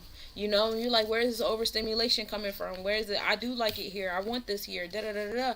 And it's like, yeah, you like it here, you want it here, but you can't really like appreciate it here because you don't even know what your intentions here are. You don't even know what your intentions in this conversation is. You don't know what your intentions in this alignment is. You're just doing shit. And you want to be mindful of that. Don't just be in people's space just doing shit. Check your intentions. What do you want? What do you want? Aries energy is about being courageous. It's about being a leader. In this space is more so like leader of self, leader of your inner joy and stuff like that. It's a lot. It's too much energy going towards you trying to control what makes somebody else happy, especially for those of you guys that are in intimate relationships, that enter intimate relationships relationships, you have too much desire to like I feel the joy that I want you to feel. I want you to feel how I want you to feel. You're this, and bro, control your own joy. If you're not controlling your own joy, you're doing yourself a disservice.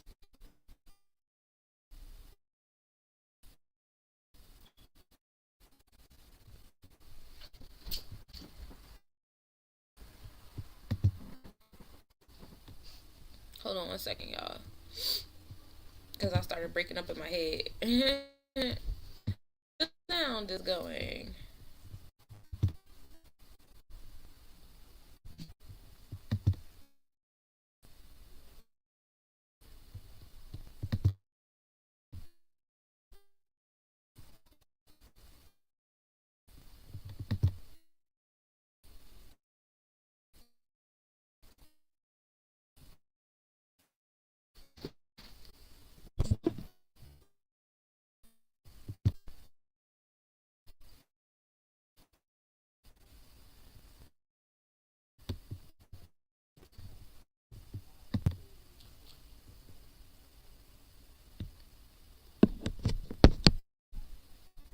Mm-hmm.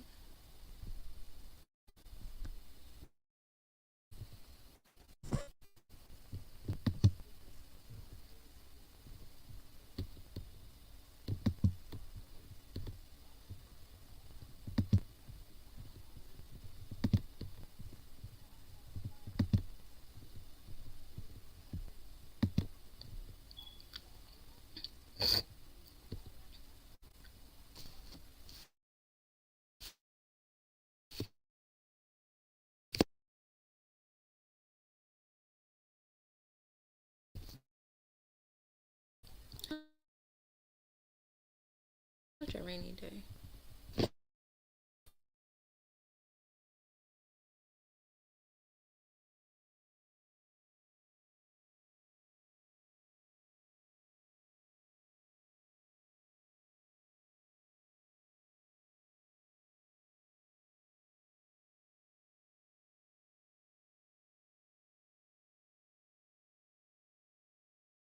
So, yeah, we all about new beginnings. And then also to remind you guys, Aries rules over, your blood flow, your circulation, um,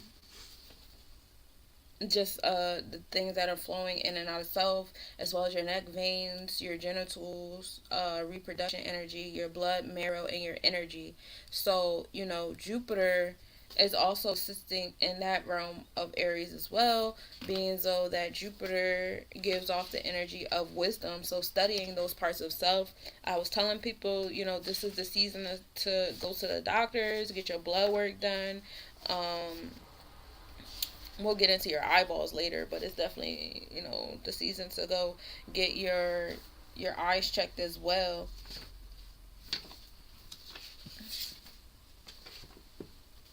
Where is it? Oh well, fuck it. But yeah, so you have those planetary replacements there, and it's in the eighth house of transformation. So we're receiving transformation and new beginnings, and what we seek joy in. We're receiving transformation and our tolerance levels, our internal law, like the ideal religious space we have for ourselves, our internal disciplines or behaviors towards what gives us joy and stuff like that. All that is receiving a transformation in those new beginning type energies. Law and order on your luck. It also rules over your business self, like generosity in your business, wisdom in your business. So I am doing transit readings right now. I will do them for your natal chart or your business chart, so you guys can reach out to me if you would like information on that, because I know a lot of you guys are entrepreneurs and stuff. Jupiter also rules over diabetes, things that occur when you overindulge in stuff.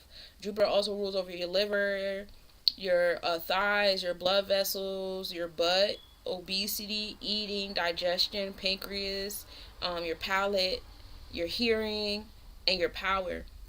So with that being said, there's new beginnings happening in a lot of those realms because a lot of people have been engaging in surgery, right? That Aries surgery energy.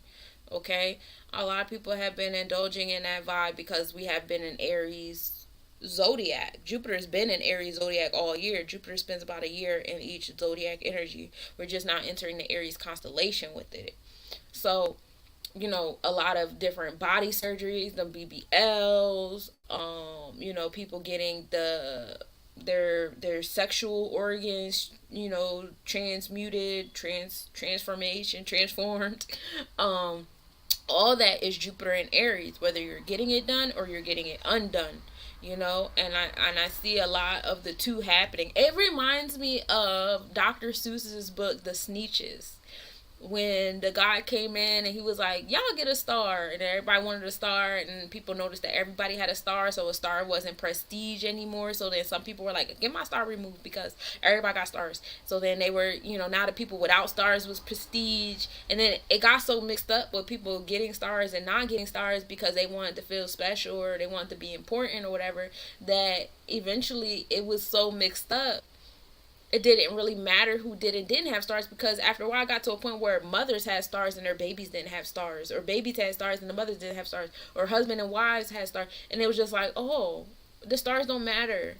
And then the guy that was selling everybody the stars, or selling to get rid of everybody's stars, he drives away with his money coming out of his truck and shit. I love Dr. Seuss, but that book, The Sneetches, that really reminds me of this these surgeries that people are getting, that Jupiter energy of, these parts of my body need to be more sexual and sensual to me.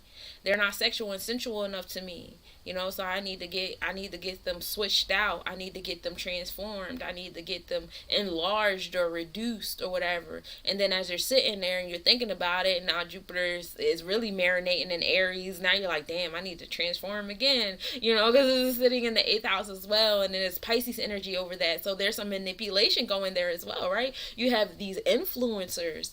There's influencers all over the place, whether they're in, certain communities, or they're on the internet telling you, yeah, get your BBL from this doctor, get your BBL from over here, look at my body now, I didn't have to do exercise, I didn't have to eat clean, I didn't have to do nothing, look what I got, look what you can get.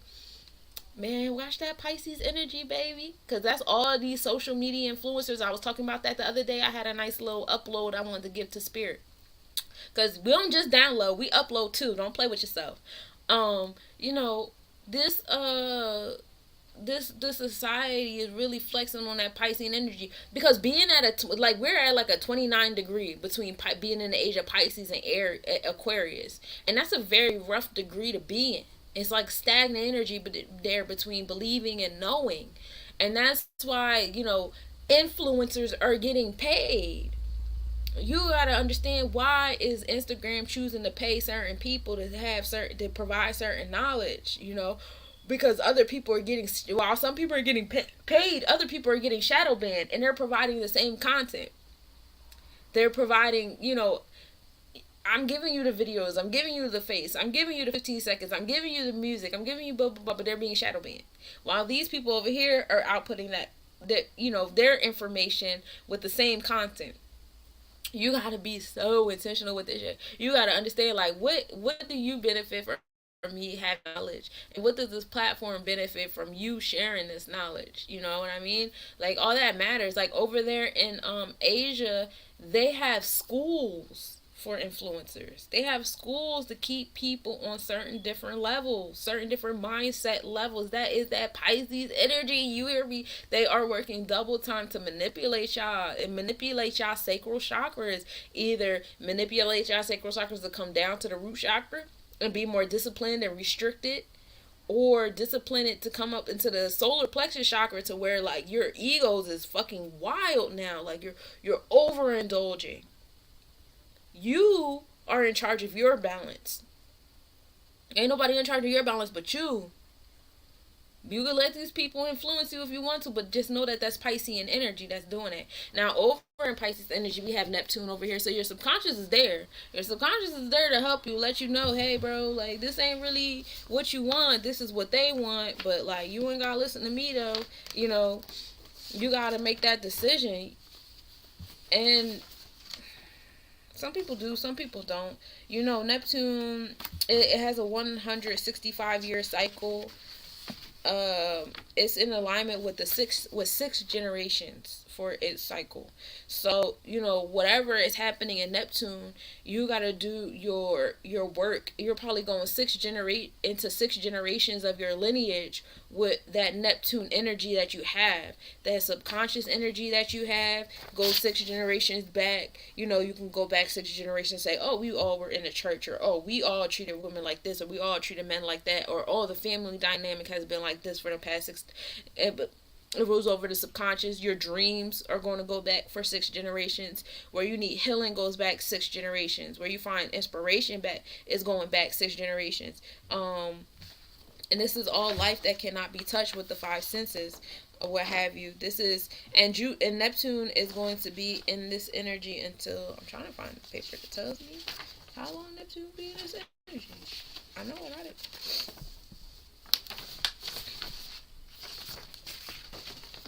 I feel like I'm missing a page out of this book. Oh no, I'm not. Neptune will be here until January 26, 2026.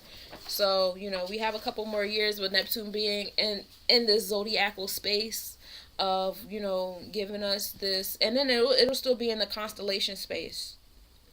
So, we'll be in the constellation space even longer with our heart, trailing behind, as Neptune will enter Aries, and then we'll have a new beginning in our subconscious and stuff like that. But right now, you're still sitting in the space of the manipulation of the past six generations, which is why, like, breaking generational curses is a big thing, because as you can see on the degrees, we're at 26 degrees in Pisces energy. We're moving into 27 degrees. That means that we're starting to get into that static energy between mutable Pisces and cardinal Aries. So, keep breaking those generational curses, those mindsets, the subconscious energy, the beliefs and the dreams, and all the manipulation that has occurred on the subconscious of our lineage. Because doing this work right now is what's going to lead you into the new beginnings of the sacral chakra energy. Well, we'll be entering the solar plexus, but Neptune is still sacral chakra energy, of where you find your creativity, where you find your expression and your joy and stuff like that. It's a very exciting vibe. Saturn is also here. We talked about Saturn already. But Saturn is here, because there's some challenges in this space, there's some challenges in the space. The challenges go back three generations. So you can go to your mother and your grandparents and your great grandparents, and they'll give you the same, like, okay, this was the challenge here. These were the restrictions and the boundaries here. And that makes sense, because those are usually the folks that are still raising you. Even if you never met your great grandparent, that's still the energy that raises you. And then, us, I don't know if it's all cultures. I'm only well versed with, like, Aboriginal culture, and Hispanic culture, but we've been having children young. So a lot of us are very much in tune with our great grandparents, and a lot of us have been raised by our great grandparents and our grandparents. So we have received a lot of our restrictions and our boundaries from those bonds. We have received a lot of our restrictions and boundaries and our fears from the bonds that they created from the three generations that raised them. You know what I'm saying? So, all this is affecting that space of, our truth, how we are retrieving our justice. Our blueprints and stuff is being, here in this space. Are we being manipulated, or are you standing your ground? Is there a duality of both? What raises you? And then there's a transformation happening here too. Now on the experience, because this is all going on the inside of your sacral chakra. Now on the experience side, as you're doing all this inner work on your sacral chakra, on the outside, your temperament is here. So it shows where you at. People can see where you at. People can feel where you're at. It's going to determine how you get approached. It's going to determine, like, how you present yourself when you walk into rooms, how people are receiving you when you walk into rooms, all that stuff like that. Edification is key here. The fifth house is also here. So, of course, your inner child, because we're talking about the three generations back, how you've been raised, what your inner child was like, what the attention space is like here. The fifth house rules over your heart as well. We're dealing with that Leo energy. Also, your creativity, how your creative expression is coming out here. I know I see a lot of people who engage in, like, poetry when they're talking about the generations before them, especially like when we talk about slavery and apartheid and segregation and Jim Crow, and even the things like, people don't like to give light to the fact that it's not just about these key words. It's not just about slavery and segregation and Jim Crow. There was things going on in between those times, around the space when we had freedom and stuff. Y'all still was running through our crib and raping our mothers. Y'all still was running through our crib and threatening our families to work for y'all. Y'all still do it now. Our family, bro, ain't no fear like the fear of a black mother. And I'm gonna tell you, I don't like the word black, but I'm gonna use it right now for this context so y'all can feel me. Women will be quick to say, you either get a job, you go to college, or you join the military. Those are the 3 things you need to do to stay in this house. That is fear indoctrination. Why? Because those were the only fucking choices we had. Those were the choices that were placing fear in us. If you don't go to our schools and we see y'all outside, we dragging y'all in the streets, how dare you think you could be an entrepreneur without our permission, without our permits, without our licenses, without our bonds and our contracts? How dare you think you could do anything outside of us? You had to join the military. That was the only way. It was the only way you were going to make money. It was the only way you were going to make something of yourself. It was the only way that, and you weren't even treated equal after you went to, you go through the military and you still were segregated. You still experienced racism. You still experienced the disrespect and the disregard. You came home after joining the military and still experienced that shit. Even more so, because how fucking dare you walk around with all these accolades on your jacket like you somebody. You're not better than me.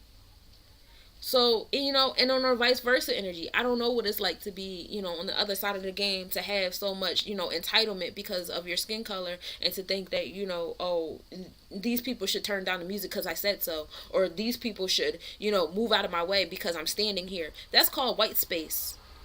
When they walk past you in the aisle, and you automatically think that in your mind, oh, I'm going to show a sense of kindness and just move. No, that's called white space. You used to get your ass beat for not moving out of their space.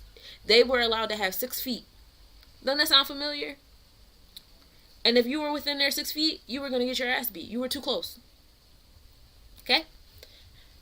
And, those are different, like, things that their tribe, their quote unquote race has created in us that we haven't fully, like, given attention to yet, because we're still under that Piscean energy of manipulation, of still being controlled. But, the ninth house is over here, in this space a little bit, where, like, we can really just, like, provide ourselves with edification to rise above all that shit, and not in an angry way, but in a way of where, like, I see what's going on, I pay attention to what's going on, and we gonna break this shit. But that's what, and that's what Neptune making its way to Aries is gonna do for us as well, is bringing new beginnings into that space. I really believe, as the Aboriginals do their work, that the non-aboriginals, the people on the other side of the melanated spectrum, because they still have melanin, it's just not as concentrated as those on, and I don't have a whole bunch of melanin. Like, there's people that have more melanin than me. It's a spectrum with the shit. But those that have, they're on the other side of the spectrum. You get what I'm talking about here. And those people, they really need to do some shadow work. They really need to do some lineage shadow work. I really highly suggest them tapping into these transit planets in the sacral chakra. Even those that say, hey, I don't see color. Yes, you do. And as long as you have a Venusian placement, you see color. As long as you have a Venusian placement, you see differences. As long as you have a Mercurian placement, you have a sphere 8 in your life, which is the energy of labeling and separation. Ask yourself why you are walking around allowing your sacral chakra to be so far up in your solar plexus that you think that saying that you don't see something means that you're a good person. Okay? And that's the reality of the shit. There's a lot of shadow work that's being ignored because it makes you uncomfortable. And that means that you overindulging your sacral chakra, because everything's not supposed to be fucking comfortable. Jupiter is the energy of wisdom. Not all wisdom is comfortable. A lot of wisdom is uncomfortable, but it keeps you at a space that you need to be your optimal self. And that's what I have for that. Let's move on to the next chakra.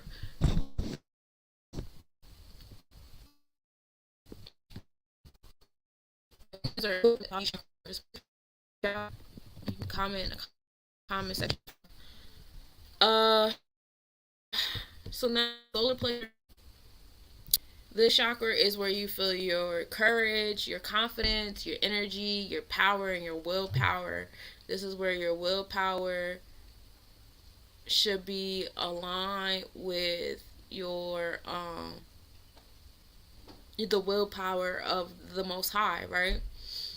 Right now we know that Ogun rules over your willpower. Ogun is the energy of new beginnings, warrior like energy, being courageous and confident and stuff like that.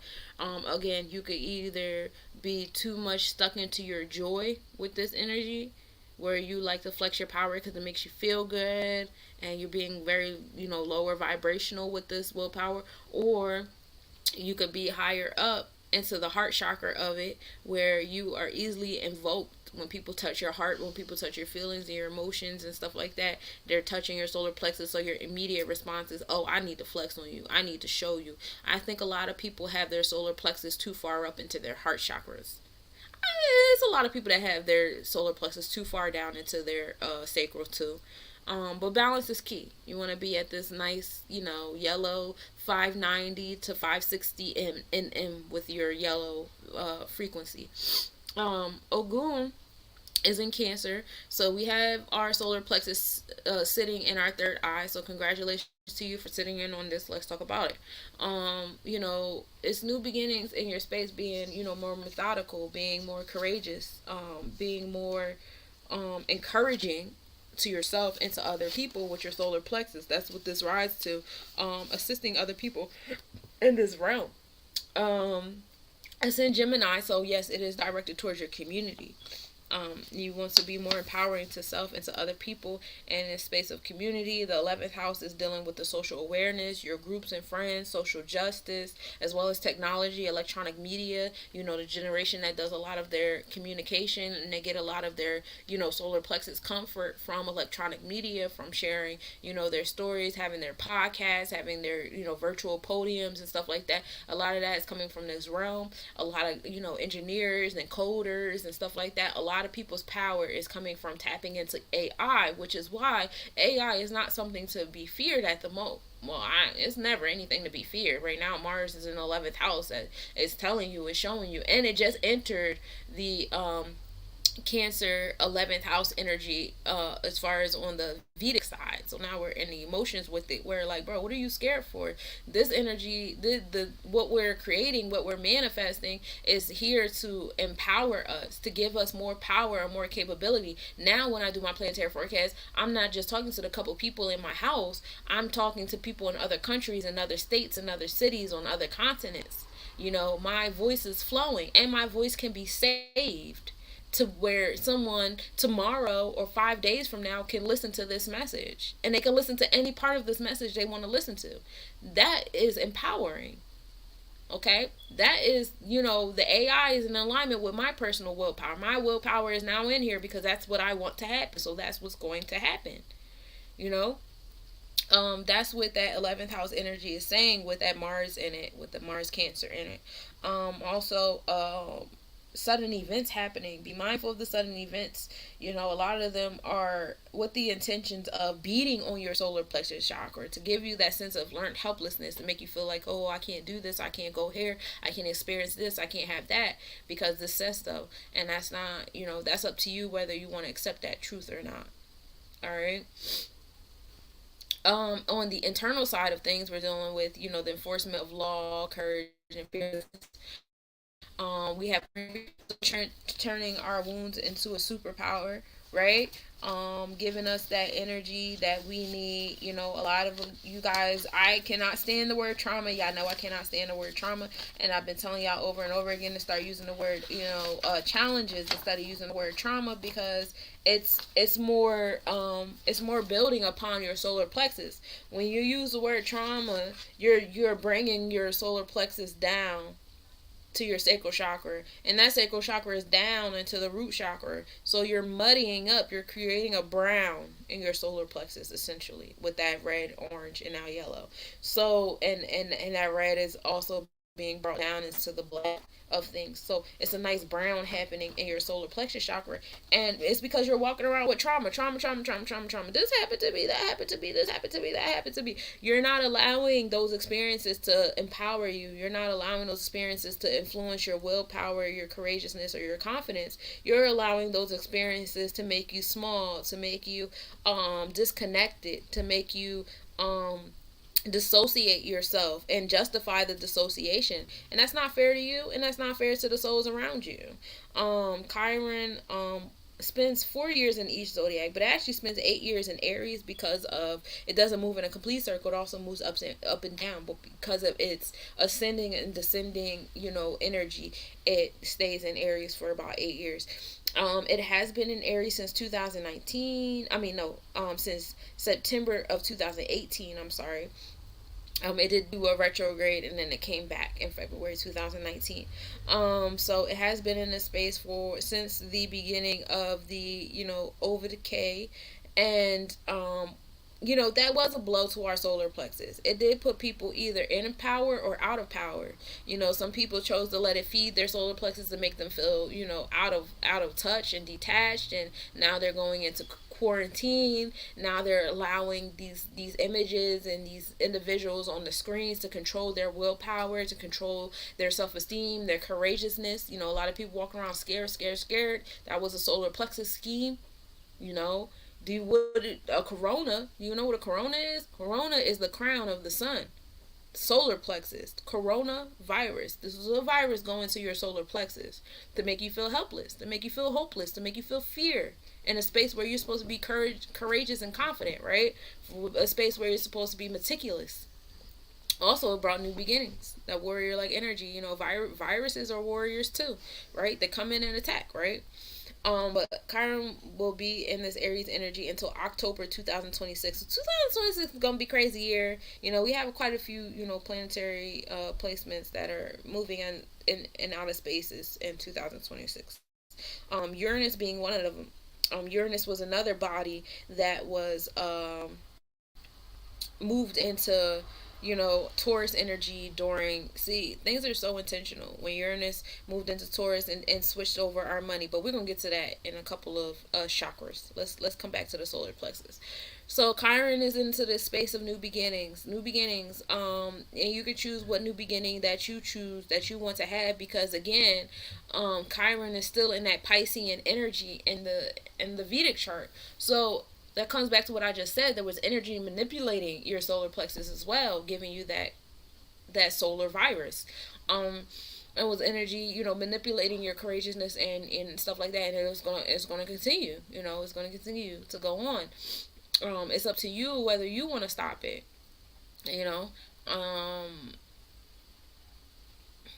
I would just be repeating myself to say these things again. Aries is that divine feminine energy. It's the energy, it's the rebellious side of self. Aries is actually a planet that's outside of Pluto. So while Pluto is doing all the transformations and the upheavals and stuff like that, Aries is right on the outside of it, kind of like following up with it. It's discord, it's activism. And Aries has been in Aries since 1925. That divine activist feminine energy. We know 1920s is a big time for feminism movements, regardless of what side of feminism you were on, whether you were being manipulated. Again, Aries is in the Pisces constellation, and it's also in a very static side of the Pisces constellation right now, being at 29 degrees. So a lot of people were manipulated with the feminist movement. We realized that the feminist movement was for the quote-unquote white women and what they wanted and how they wanted to compete with men. And we don't want to compete with men. We don't want to do what men do. We want the energy that women provide to be more respected. We want what women can do to be more appreciated. You know what I'm saying? So, that is, that's where we're coming to now, that we are coming into the mutable space. We are at the 24-degree line of the tropical Aries energy with this divine feminine energy. However, like I said, we are in that static Pisces energy on the zodiac. So there is some energy, you'll see, certain women, certain people from certain communities scrambling to maintain the divine feminine energy, say fight for us. But then when women are saying, hey, can y'all fight for us and our rights, they're telling us we can't have abortions anymore. They're telling us that we have to pay extra money for women hygiene products. They're giving us hygiene products that actually, give us the endometriosis and stuff like that. Can you guys help us? We're being kidnapped at alarming rates. We're being raped at alarming rates. We're being sexually harassed at alarming rates. We can't feel safe going jogging in the morning time at alarming rates. We are being kidnapped. We are being murdered by our boyfriends, by our husbands. And this isn't to say that shit like this is not happening to men. No, but we're talking about Aries right now, so chill out, okay? These are things that are happening, and it's affecting our solar plexus. It's affecting our will. It's affecting our self-esteem. It's affecting our confidence. It's affecting our courage. There is this equal opposite energy, this Piscean energy saying, well, that happens to men. Well, that happens to gay men. Hey, well, that happens to transsexual men. Well, that happens to men or women too. Well, you guys don't really need to do this because it's not right for you to do. Oh, well, but come fight for us. Come because we are one. Hold our hands, hold our hands. Aboriginal women, hold our hands, because even though we are women on the other side of the melanated spectrum, we need our hands held. But then when the Aboriginal woman needs her hand held because her son is being gunned down in the street, where are these women at? Where are these women at to help us fight for our sons? I was talking to somebody recently, and I was saying, every space on the spectrum has a place, and they have a benefit as well as a con. And my thing is, when my kids were in public school, I homeschool my children now, but when they were in public school, I would take advantage of the fact that there were, Caucasian mothers, Italian mothers, European mothers, whatever you want to call them, white American mothers, because those were the mothers that would show up. Those were the mothers that would show up to the PTA meetings. Those were the mothers that showed up to the events. Those were the mothers that had the birthday parties. Those were the mothers that were not taking shit at the Board of Education. So when my little, so when my ass was in those realms or whatever, still dealing with that Aries and Pisces energy, that Chiron and Pisces energy that says, hey, you black woman, your voice isn't as loud as this white woman in yoga pants, that's pushing her stroller. When I push my stroller by myself in my yoga pants, it's like, ooh, she must be a single mother. Where's the daddy at? But when she pulls her stroller in her yoga pants, it's, oh, her husband must be at work. You know what I mean? And I felt that, especially being a teen mom. I definitely felt that shit when I was raising my oldest, most definitely, in those schools. So I would sit, herd immunity, what Karen said, y'all should do this in the classrooms. What the fuck? You know what I mean? Like, yes, they have a superpower. They're actually heard. They can cry in the streets and everybody turns around and rushes to them. So yeah, I will use that. She's my friend, and she's gonna back me up when I need to say something about what's happening with my sons. And right, wrong, or different, that was the energy, and that's the energy that still goes on today. And that's why, we do need each other, and we do need to hold hands, because where are y'all when we going through our stuff, when we're crying because our babies are being gunned down? Where are y'all? Y'all husbands have knowledge. Like, I follow a lot of Caucasian, European, white men, whatever the fuck, Anglo-Saxon men. I follow a lot of them online. And a lot of them talk about sovereignty. A lot of them talk about the government. A lot of them talk about, empowerment. They're very empowered men. They don't talk about things in the realm of, this is how you can be an entrepreneur. You're still an employee, bro. You're still they don't talk about shit like that. They really talk about empowerment. They really talk about living off the earth and stuff like that. Like, they have they are in such a safe space that they can even evolve from money. Our people still haven't evolved from money. We still like, no, crypto and Bitcoin mining, and you can da da da da da. Like, they still have not evolved from capitalism.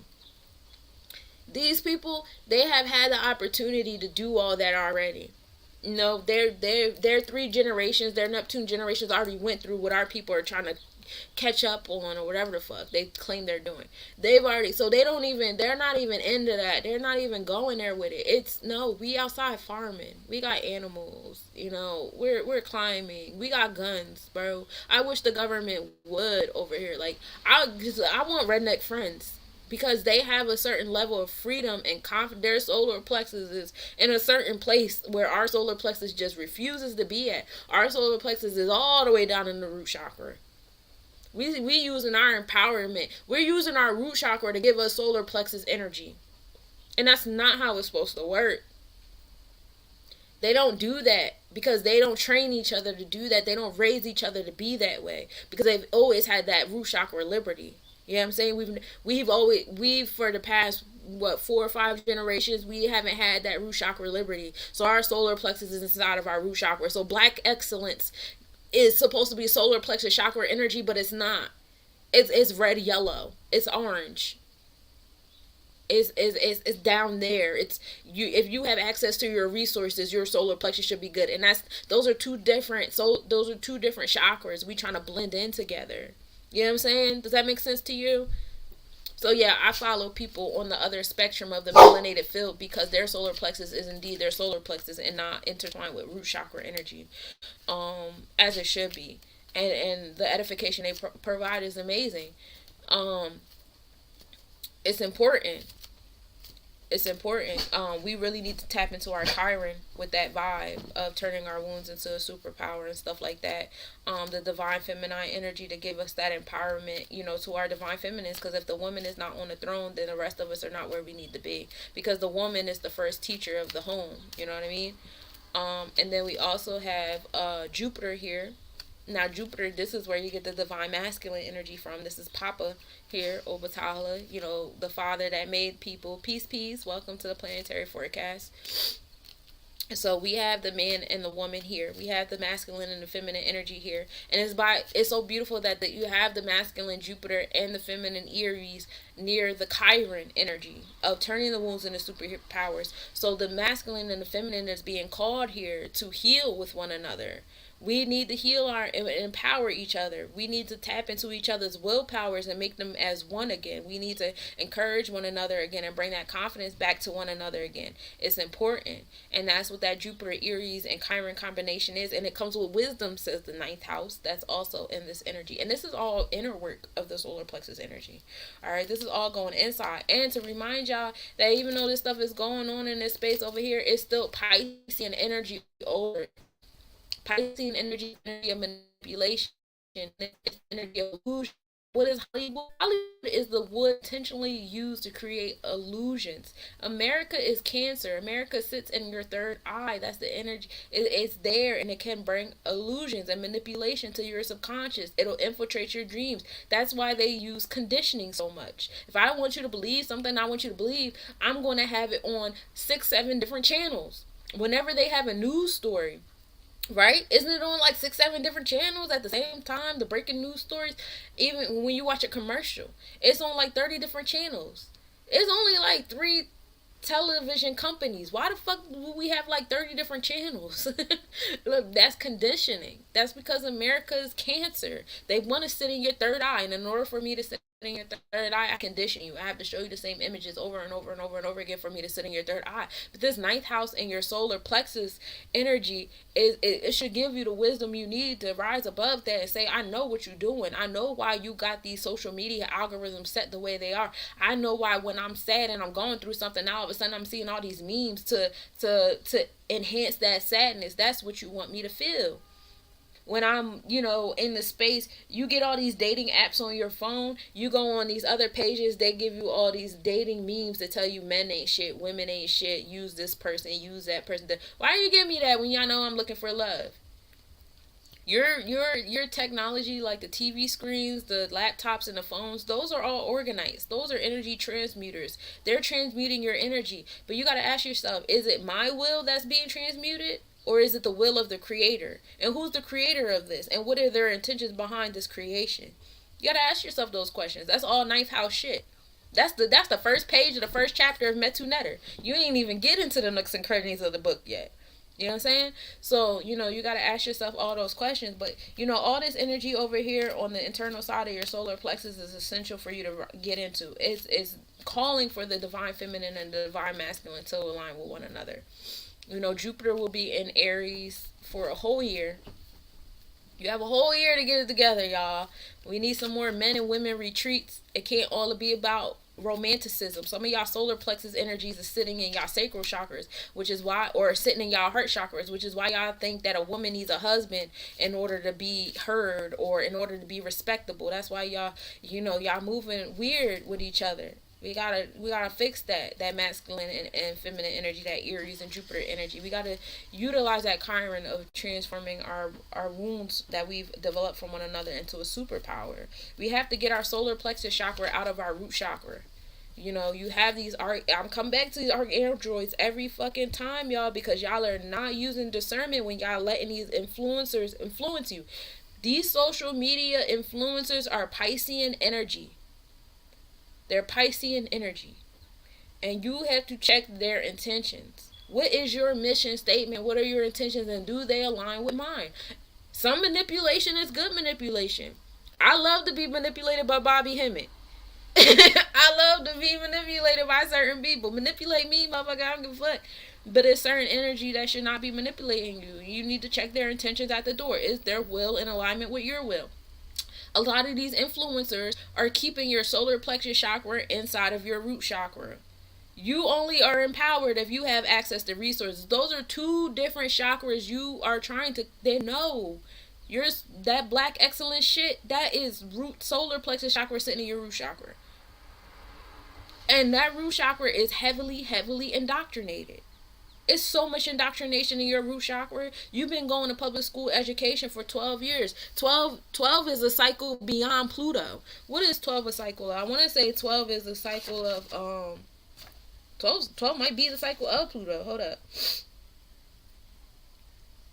12 is two Neptunes. Yeah, 12 is the cycle beyond Pluto, because Pluto only goes to 9 generations. Pluto only goes to 9s. So the public school education system goes beyond Pluto. It goes into Aries and the planets outside of that. That is by design. You go to school for 12 years and then turn around and got to go to school for another, 8 years in order to get your master's? Another 10 years?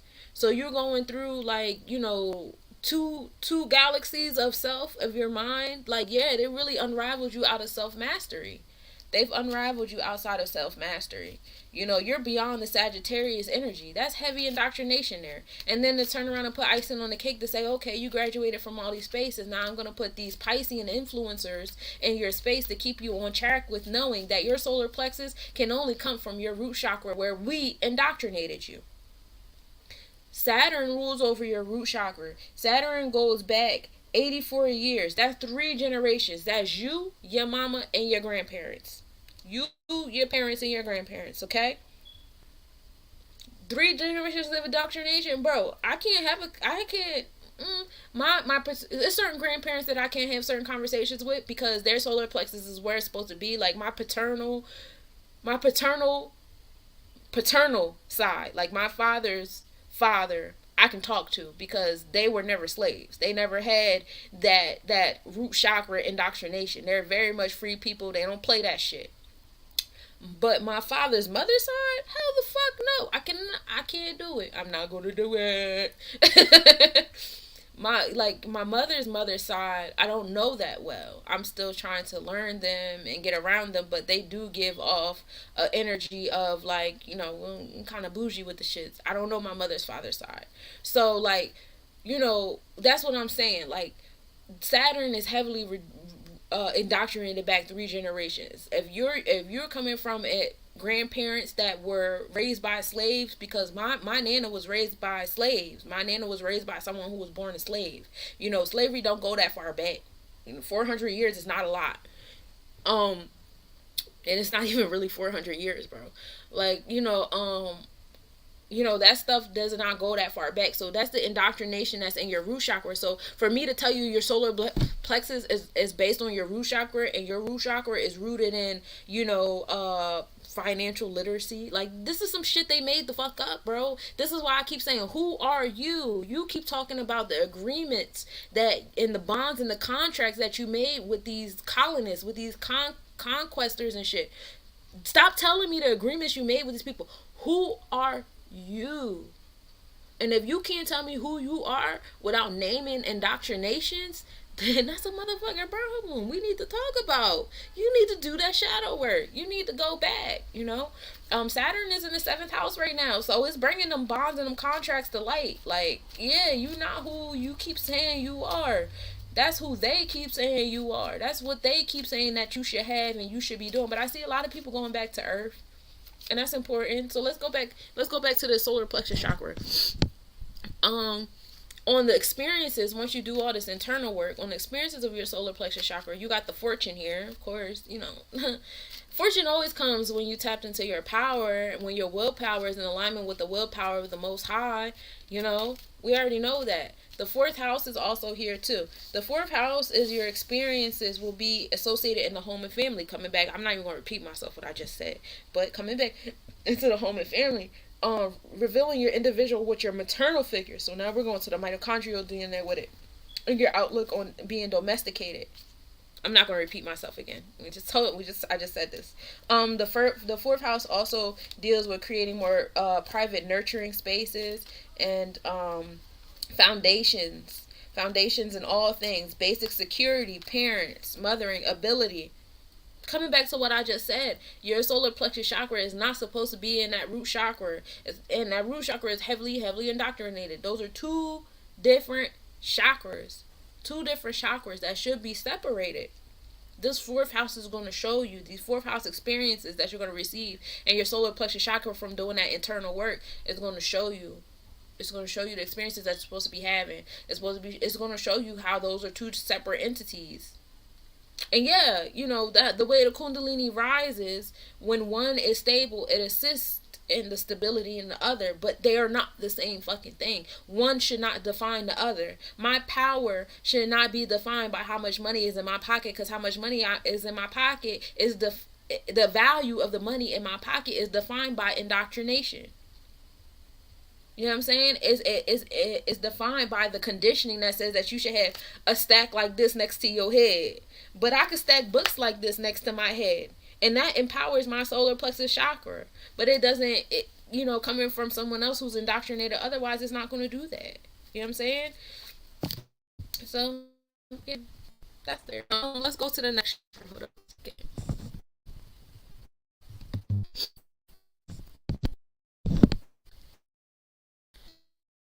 Chakra thing. So we know Venus, Oshun, rules over the heart chakra. This is the space where we feel our compassion and empathy and forgiveness. We just start loving on people and stuff like that. Venusian energy is in Gemini right now.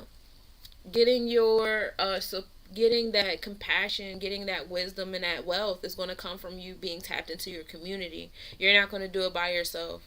So all that no new friends and I'm all by myself and blah blah blah blah blah, that shit is not real life.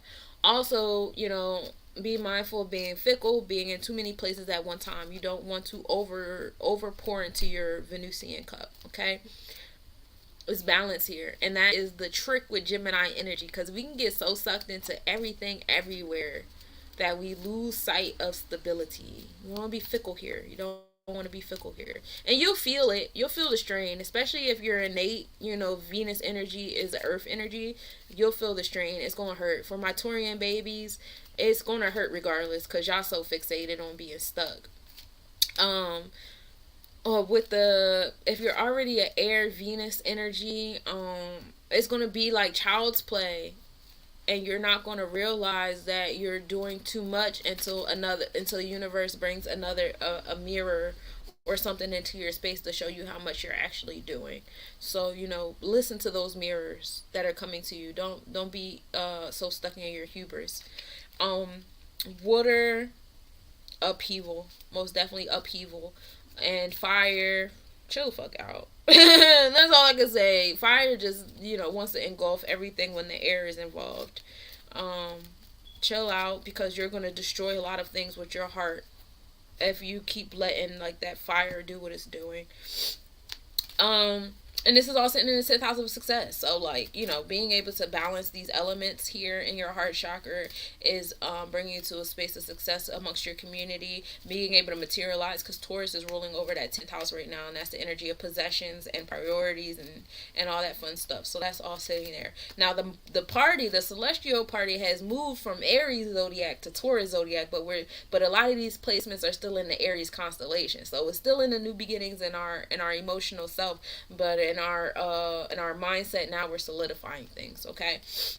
We have Uranus here creating that progressive change, and we talked about Uranus not too long ago, because when Aries, the divine feminine energy, I'm saying every planet but the one that I want to say, and that is so wild.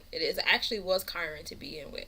While that was, turning your wounds into a superpower, Uranus was entering into Taurus, bringing progressive change to those pinnacles, to the compassion we have for one another, to the empathy. Some people lost empathy. A lot of our, quote unquote heroes that we like to name in the government and in healthcare, they lost their compassion, because it was like, oh, hell no.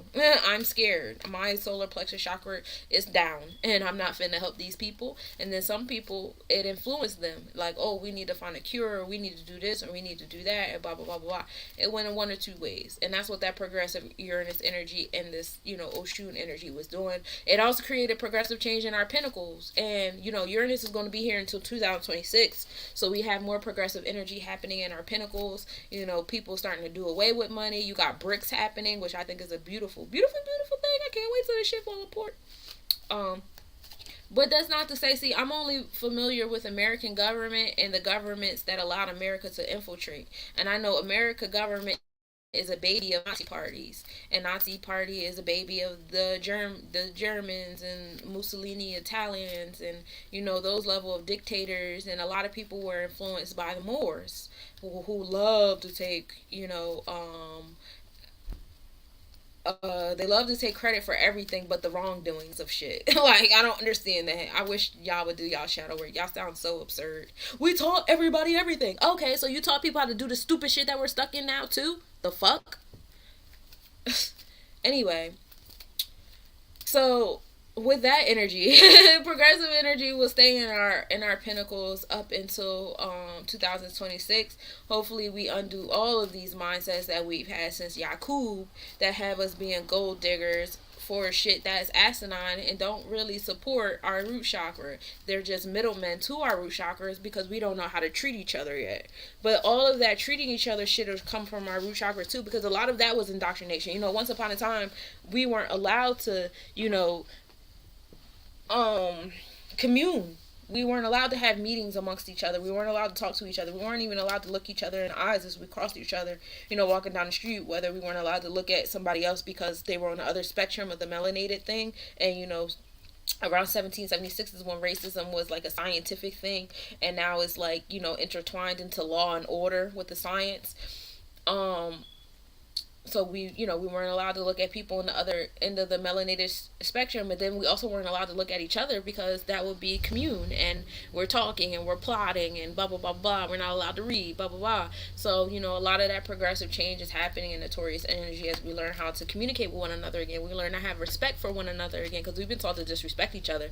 We've been taught to be each other's slave drivers. We've been taught to tattletale on each other, like, this nigga over here not working, like, and we've been taught to do all that shit. So we've been taught to snitch on each other. We've had governments infiltrate our movements and tell us and force us to shoot our leaders. A lot of our leaders were shot down by their own people that were in their circle. Why? Because they will be infiltrated by certain entities that that already have indoctrinated fear in their heart from generations of before. Get into that Saturn 3 generations. Like, really get into it. Start reading them FBI files and stuff. That's all public information. You can go online right now and look up the FBI files and read how they used to type about us. Read the details to their files. Like, bro, they was calling us niggers and colors and this stupid nigga said this and da da da said that. Like, bro, it's wild out here, bro. And that's their FBI, that's their CIA, not CIA, that's their FBI notes, that's their court case notes and shit like that. Like, bro, it's wild out here. And these are the people that we've been indoctrinated to respect so much now that when we see them walking down the street or whatever, we like, no, you're not gonna get that out of me. My solar plexus is probably in my heart chakra. I don't give a fuck. I don't give a fuck. You're not gonna do that to me, bro. My solar plexus chakra is gold. It's not yellow, it's gold. I don't fold to nobody. I get angry. Y'all so, yo, like, a lot of people are so glad that magic don't exist here, because my energy have been so on 1,000 that, like, bro, I wish I could clap and just kill all of y'all that's in my face right now, bro. Like, because like, that's where I'll be at sometimes. But, that's neither here nor there. That's, my generation's back. We angry people. We don't play that shit. We don't play that enslavement shit around here. The true node. The true node is the destination.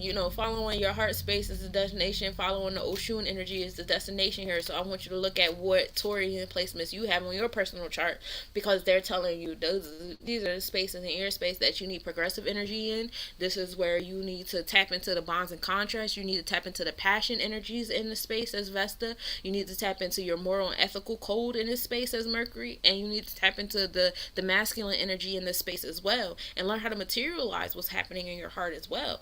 A lot of us people, we've been so indoctrinated on not expressing our hearts, not expressing, what makes us feel good, what we're compassionate about. We've been, taught to not forgive people. We've been taught what forgiveness looks like, whether you've been taught by a manipulator, like, forgiveness means acting like I never did it. No, that's not what the fuck forgiveness mean, bro. That's my personal indoctrination. I was telling y'all a little bit about myself. A lot of people around me did some nut shit to me, and their definition of forgiveness is acting like they never did anything to me. Like, that shit is cool. Like, and no, it's not forgiveness. I can forgive you. Forgiveness is whenever I look at you or think about you, I don't want to stab you in your fucking face. That's forgiveness for me for now. But I'm not going to sit up here and pretend like you didn't do and say what the fuck you did and said. That's just not what I'm about to do. My Venus is in Virgo. And, it's Earth. It's mutable, but it's still Earth. So, and also, let's talk about it. I'll use myself for example. So my Venus is in Virgo and the second house. So it's in my Taurian house too. So, that progressive energy that's pushing me. All right, Venus in Virgo, you've been, using that Venus to be of service to other people and stuff like that. Let's push it a little bit further. Let's, be of service, but outside of your comfort zone a little bit more. So then I started doing the lives. When COVID started, I started doing the lives more because now I had no choice. I couldn't be in physical spaces. I lost my job. So, I remember, lately I've been dropping my journal. I've been very clumsy lately, and it keeps opening up to different pages. And then a couple times I actually did it on purpose because I'm like, what page you about to open up to? I want to read it. So I've been reading old diary entries of when I had a job and I'm at my job and I'm like, damn, this shit is in the way. I can't do everything I want to do. I want to do these readings for people. I've been practicing tarot for so long, and, I've been doing the planetary for, this when I moved back to Jersey from Virginia. When I was in Virginia, I was doing the planetary forecast and all that stuff like that. This was like a good, I've been doing this for a long time. I'd be running out of numbers to tell you. I'd be like, yeah, I've been doing this for 10 years. And then when I think about it and do the math, no, I've been doing this for 12 years.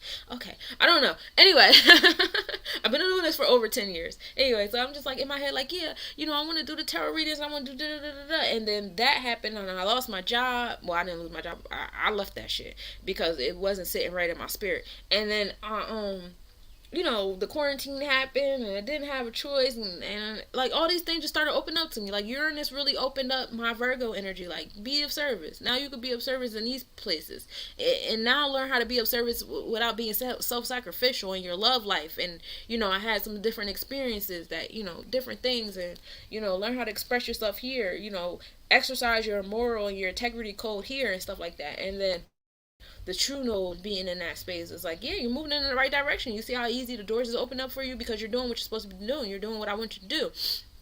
Juno, the bonds and contracts, helping me to reflect the difference between being of service and being self-sacrificial. Being, when I'm coming into my over-analytical space, when I'm creating bonds and contracts with people, like you're overthinking it. Just learn how to compartmentalize people instead of making everybody be a part of everything. Because, Virgo constellation is one of the I won't say the only, but it's one of the only, as far as we know it at this moment, that has a black hole and a whole bunch of galaxies in it. And that's where a lot of that overthinking, overanalyzing, spiraling into your thought energy comes from. So, I'm a Virgo stellium, so I'm thinking. So so Juno is like, yeah, you're overthinking this contract. This contract is not for this person to be your friend, or for this person to do this, and this. This contract is literally for this one transaction. Chill out. This bond is literally for this one transaction. This is what you need in a contract in order for you to continue going. Stop being self-sacrificial in your bonds and contracts. Stop saying, oh, you don't deserve, this, that, and the third in your bond. That's not true. You do deserve this or whatever. So that's what that's doing. And then Vesta is like, where's your passion at? What are you passionate about? My heart beats different when I'm thinking about things that I'm passionate about. My heart beats different, when I'm thinking about things that I'm excited about. I could feel the vibration coming off. That's how I know when I'm doing something right. That's how I feel when I'm on stage, and that's the experience that I've been having while I'm on stage. Is like, my heart beat different. It feels like I'm really manifesting things when I'm up there and stuff like that. Like, you're really moving into your space. That's the energy of materializing, what it is that your heart is trying to do. Mercury, again, checking my integrity, checking my integral code at the door. Mercury is also in retrograde in this space, also working on the routines of my heart chakra, paying attention to the routines of my heart chakra. See, around this time you start to get sad. If you do this too much, you're gonna start to get sad. And see, out here it's been raining all week. I'm on day like 5 or 6 of rain. I'm starting to get fucking sad. You know what I mean? If you're alone by yourself for this amount of time, like this, it brings you into a space of disconnect. So that's what the Mercury and Taurus energy has been giving me as well, is helping me see the patterns in my heart chakra, helping me see, it's a pattern of my heart chakra. My Mercury and Venus right now is woken up. That's my natal Mercury right now. That's happening right now, and it just so happened to be in retrograde. But my natal is not in retrograde, so I'm like rehashing different things about myself. I'm rehashing different relationships and different activities and things that I have a tendency to do with my Venusian energy, and I'm paying attention to it. And I've been journaling about it. See, this is what you do when you're in relationships. You did this already before. Don't do it again. Or do it again. If this is who you are and this is what you like, do it again. Whatever, fuck it. But that's what's happening for me. And then the sun is the ego, it's the experiences, it's the masculine energy in the heart chakra, and it's giving me, that insight on how I feel about my experiences, how I feel about masculine energy around me and all that stuff like that. So all that is sitting there in that space for me to do things. In a nutshell, it's for me, and that's how you should feel about the planets. They're in the space. It's for you. It's for you. And that was me just using my personal experience and how I journal about the transit chart in alignment with mine. And that's how you could do it for you. And if you would like a personal reading, I'm actually doing $20 readings right now, because if you nominate me on this concert thing, I will do a transit reading for you. So you can get that information from me. And that's me finding a balance between being of service and being self-sacrificial. Like, oh, I can feel how I can make this work for me too, and not just it be about other people. And now we're going to get into the experiences, because what you're going to feel on the outside, once you get that Oshun and alignment on the outside, now we're tapped into Oba on the outside, which is all about balancing the scales. So now it's like, oh, okay, the scales are being balanced here. And on the outside of our the experiences of our heart chakra, you're going to get the third house energy, which is, local traveling. We're not traveling across the globe yet, because that's Sagittarius energy, but we're doing local traveling, transportation realms, dealing with your immediate community, like your neighbors and your cousins and first cousins, maybe second cousins, I don't know how close y'all are, your siblings, your aunts and uncles, that vicinity of space, right? We're dealing with that energy. We're dealing with, social activity and your interests, are going to be affected by this. Your mind and how you think, how you're communicating your heart chakra, your devices, how you're talking, the voices in your head are starting to switch up, all because you did all that work on the inside. And that's fun. And then we have the midheaven here too. Midheaven is a space of success. Remember I told you, when I'm doing stuff and my heart really feel it, give off a different vibration, and doors just start opening for me. Like, Okay, so I'll give you an example. I really love to be on stage, and since my leg was broken, it really hurt my feelings because I haven't been able to be on stage the way I want to, on the stages that I want to be on. But every time I think about it, my vibration, it just feels so like boom, boom, boom. I really like, no, this is where I'm supposed to be on these stages, y'all. And instead of moving in a space of jealousy because other people are living their lives, I started moving in a space of desire and gratitude that I'm getting whatever it is that I'm getting that space to slow down so that I can go do what I'm supposed to do. Not catch up, but do what I'm supposed to do. So since then, like, there's this package thing, and I was like, when I get the money, I'm gonna get it. My money's been funny lately. I'm gonna get the money to get that. So I get the money to get it, right? And as soon as I get money in my hand, my Venus is in Virgo, so it's mutable. That means that I'm thinking of all the different places that this money can go to right now. This money can go here. This money can go there. Da da da da. And then it was a loud voice like, no, this money is going to go to that. So I put the money towards this package, right? And I only had enough for one part of the package. I didn't have enough money for the whole package, but I'm like, you know what? I'm going to get this one part because this is what I really want. I get the one package. Why did I get the whole package in my email? Like, that's midheaven energy there. It's like my vibration was so big that it was like, you know what? We're going to put a little glitch in their internet system over there. And granted, they lost. They took an L. And when I get my coins back up, the Venus, the Virgo part of me is like, girl, when you get your coins back up, just give them the rest of the money so you can settle that debt. But for now, the scales is a little uneven in that transaction. But they where I needed them to be. That midheaven was there for me. But, that's an example. And that's what I got for you for the midheaven is also dealing with like you seeing where you belong in your community, the height of your success, your public image, your career achievement. All that stuff happens from you doing all that work in the inner side of your chart.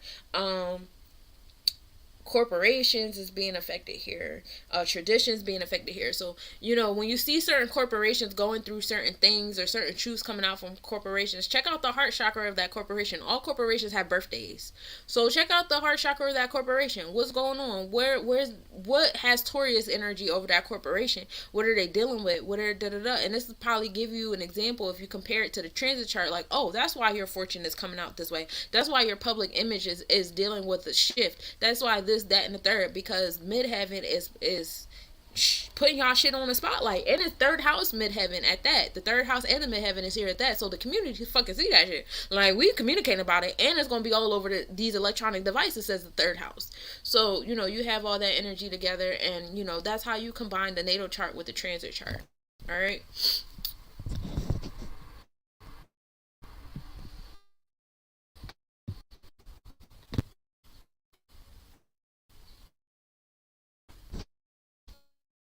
Now I'm gonna go to the throat chakra. So the throat chakra is ruled by a shoe, of course. We got the Mercury vibes going. We know that issue is in retrograde. We just went through the whole heart chakra thing or whatever, so I don't feel like I had to go through it too much. But I would say this. Be mindful of the spells you speak, because our throat is in a earth element, and a fixated earth element at that, and a bull earth element that is very determined to get things done. Okay? So it's not just you using your voice box. It's the box in your head. It's the box in your aura. Is all the voice boxes that you have. You want to be mindful of where they're going and the vortex you're creating around you. I've been craving a vortex cleanse. I'm waiting for some type of something. I took showers because I don't feel comfortable taking baths yet.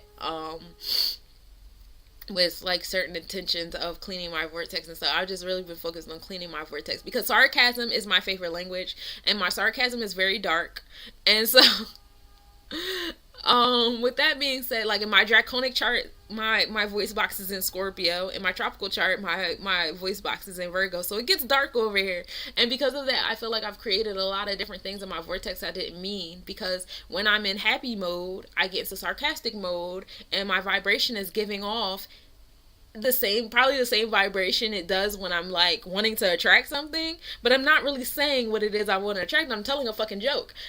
But the universe doesn't speak English. The universe does not speak indoctrination. The universe speaks vibration. So I have to be mindful of that, and you have to be mindful of that too. So right now I love the numbers 1515. We got the 1515, which is 66, but also learning how to be one within your community. One within your community. And it's in retrograde with the energy. So, again, Mercury went forward and gave us that moral, ethical code you needed, gave us the invocation that we needed, gave us the communication we needed, and now it's retracting back in its steps. All right, and then it's gonna go right back forward again. So we're gonna have another one of these.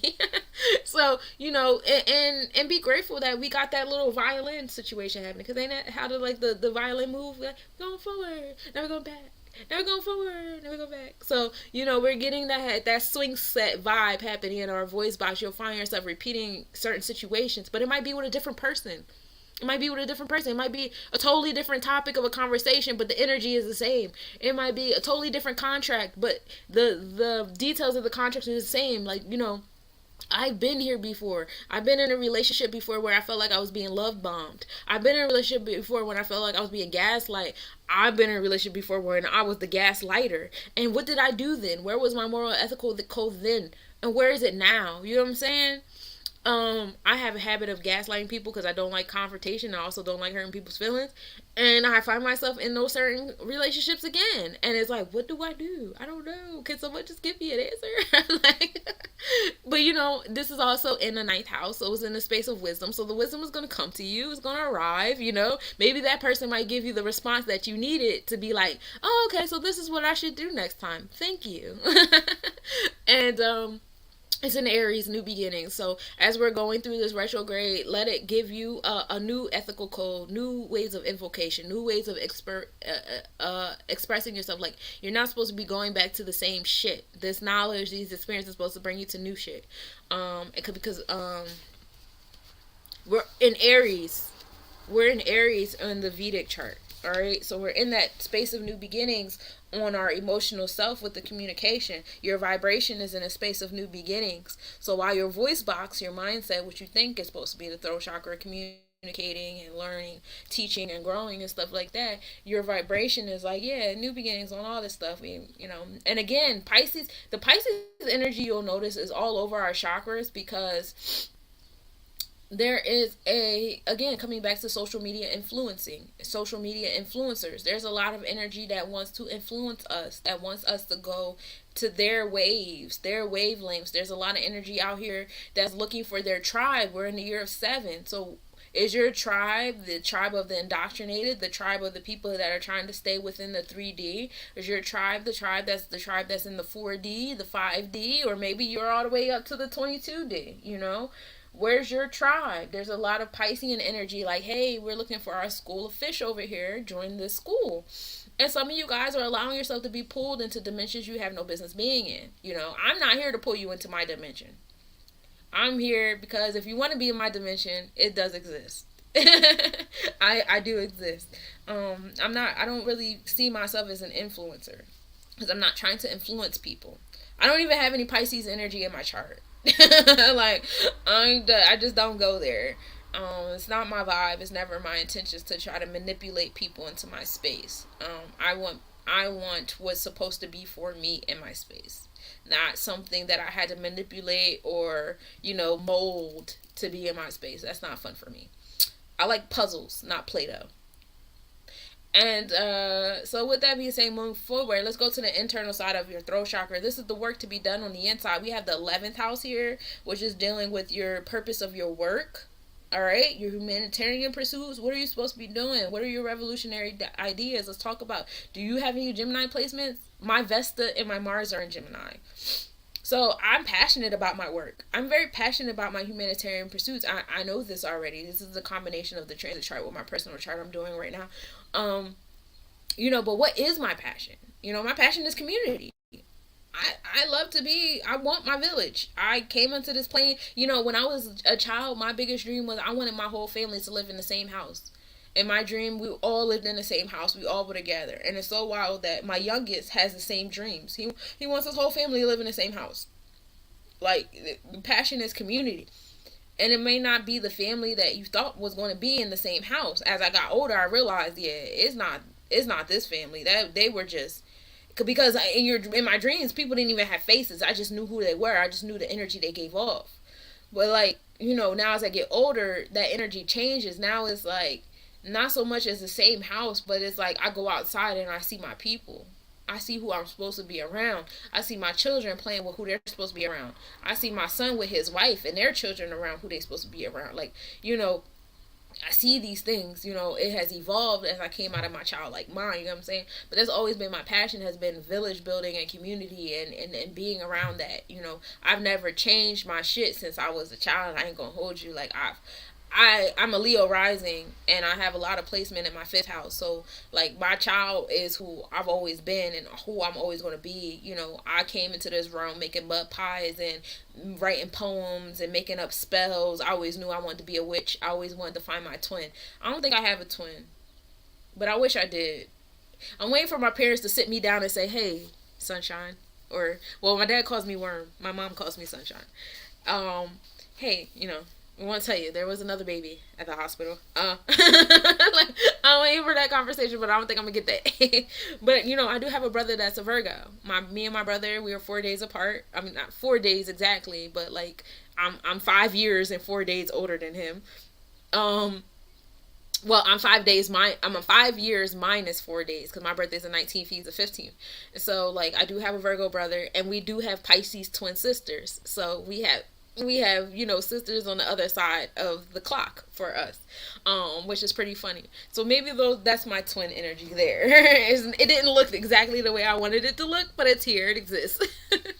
But yeah, the Vesta is all about your passion, and that's where my Vesta is. Now let's get into Venus energy. We talked about Venusian energy just now, but that's in alignment with your priorities. What's the integrity behind your priorities? What's the integrity behind your spaces of self-esteem and the moral code behind what makes you feel good or what you think is beautiful? Are you being integral with your pursuit of pentacles? Are you being integral with your pursuit of love and stuff? A lot of you guys are using that Piscean energy to invoke love in other people that it shouldn't be invoked in. I see people out here doing love spells, making weird pasta. Stop doing that to people. That's weird. I see people out here, using that Piscean energy to, manipulate their person into wanting to be in a type of relationship dynamic they don't want to be in. A lot of lying and sneaking around going on. All that stuff going on. People manipulating themselves to be the person they think their partner wants them to be so they can stay in that relationship. And I'm not just talking about romantic partners. Let's talk about friendship partners. Let's talk about familial partners. Let's talk about business partners. Have you manipulated yourself to be an employee that you think your boss wants so you can stay in that bond or that contract, says Venus? Those things. And all those things you need to work on. Because you're not giving yourself a service. You're the one that's really fucked up. Yeah, you got that paycheck you wanted, but at what cost? Because you're not fulfilling your purpose. Like, you're not doing what you're supposed to be doing. You're doing what they want you to do. And eventually that shit is going to show. It's going to come out. It's going to be days you fall short. It's going to be moments where they realize, this ain't the person that we were supposed to have on this ship. But he got to go off on the plank. You heard me. It's stuff like that's going to start happening because you not sitting in the space that you're supposed to be sitting in. You manipulated yourself to be in those spaces. And Venusian energy, Gemini energy is all about being all over the place. Gemini energy is very multifaceted, but it could be overwhelmingly multifaceted, It could be to the point where it's like you're doing entirely too much. You're giving yourself what we call in the psychology realm role strain. You're straining yourself trying to wear so many hats. And that's going to become heavy too. Because this Venus and Gemini is going to show you, like, I will be, transparent with you. I feel zodiac energy is like weeks before it's even going to come. And I think the more that I do these astrological reports, the more ahead of time I'm becoming. So, time doesn't move for me the way it moves for other people when it comes to celestial bodies. But, earlier on when I first, had my accident and I had to sit still, my Mars in Gemini, my Vesta in Gemini, I'm motivated by being all over the place. Like, I love projects. I'm addicted to fucking projects. I'm addicted to when the community comes to me and says, hey, I got something I want you to do. My heart is like, what? You got something? I'm gonna do it. Like, you know what I mean? Like, that's, and, I had to have that sit down, sit still. My Gemini energy, that Mars and Vesta energy, was forced to sit down and sit still and really come to the realization, like, sis, you wear too many hats. You're wearing entirely too many hats. You're doing too much. You have everything in the category of productivity, and everything should not be in the category of productivity. Chill the fuck out. I was not chill on myself. I was being very self-sacrificial. And it was like, at what cost? Because now that you have to sit down and sit still, who's here to support you? Not all them hats you was wearing for all them people. I was manipulating and molding myself to fit in people's hats. I was manipulating and molding my Mars to be in this space, to be in that space, to da-da-da-da. I would sit in groups. I hate y'all music. Y'all music fucking sucks. This is not the kind of music I will listen to. And no, let me backtrack. Your music doesn't suck. This is not the vibration I want to hear. These are not the lyrics I give a fuck about. This is not, I don't want to hear this shit. It's not what I want to hear. But I would sit in those groups with those musicians and manipulate myself and lie and be like, oh, this music fire. I'm about to share it on my page. Or I don't like to follow people that I'm not in alignment with. If you're posting naked bodies all day, why should I follow you? Because you need a follow for follow? No, follow me. Because I'm not an influencer. I'm not here to manipulate you to follow my page or to add me as a friend or subscribe to my YouTube page. You do that shit because I'm in alignment with what you need in your life. But you guys out here that are influencers, y'all shaming people for not following y'all back and stuff and threatening, oh, I'm about to delete you. I'm about to unfollow you. I'm about to That's manipulation. That's Pisces energy, baby. And not only is that Pisces energy, that's Aries Pisces. You fire in Pisces with it. That's disgusting to me. I don't like stuff like that. That's putting your Pisces all the way up into your solar plexus. That's that yellow and orange energy going on right there with you. And that don't bother me. Unfollow me. Because that just means that you only did that for me because you wanted what I could do, what you thought I could do for you. I'm not here to influence. I'm not here to manipulate. If that's what you're here to do, I'm going to smell it. And I always do. But I had to learn how to stop doing it to myself as well. Like, stop manipulating yourself to be in these circles, be in these rooms with these people where you don't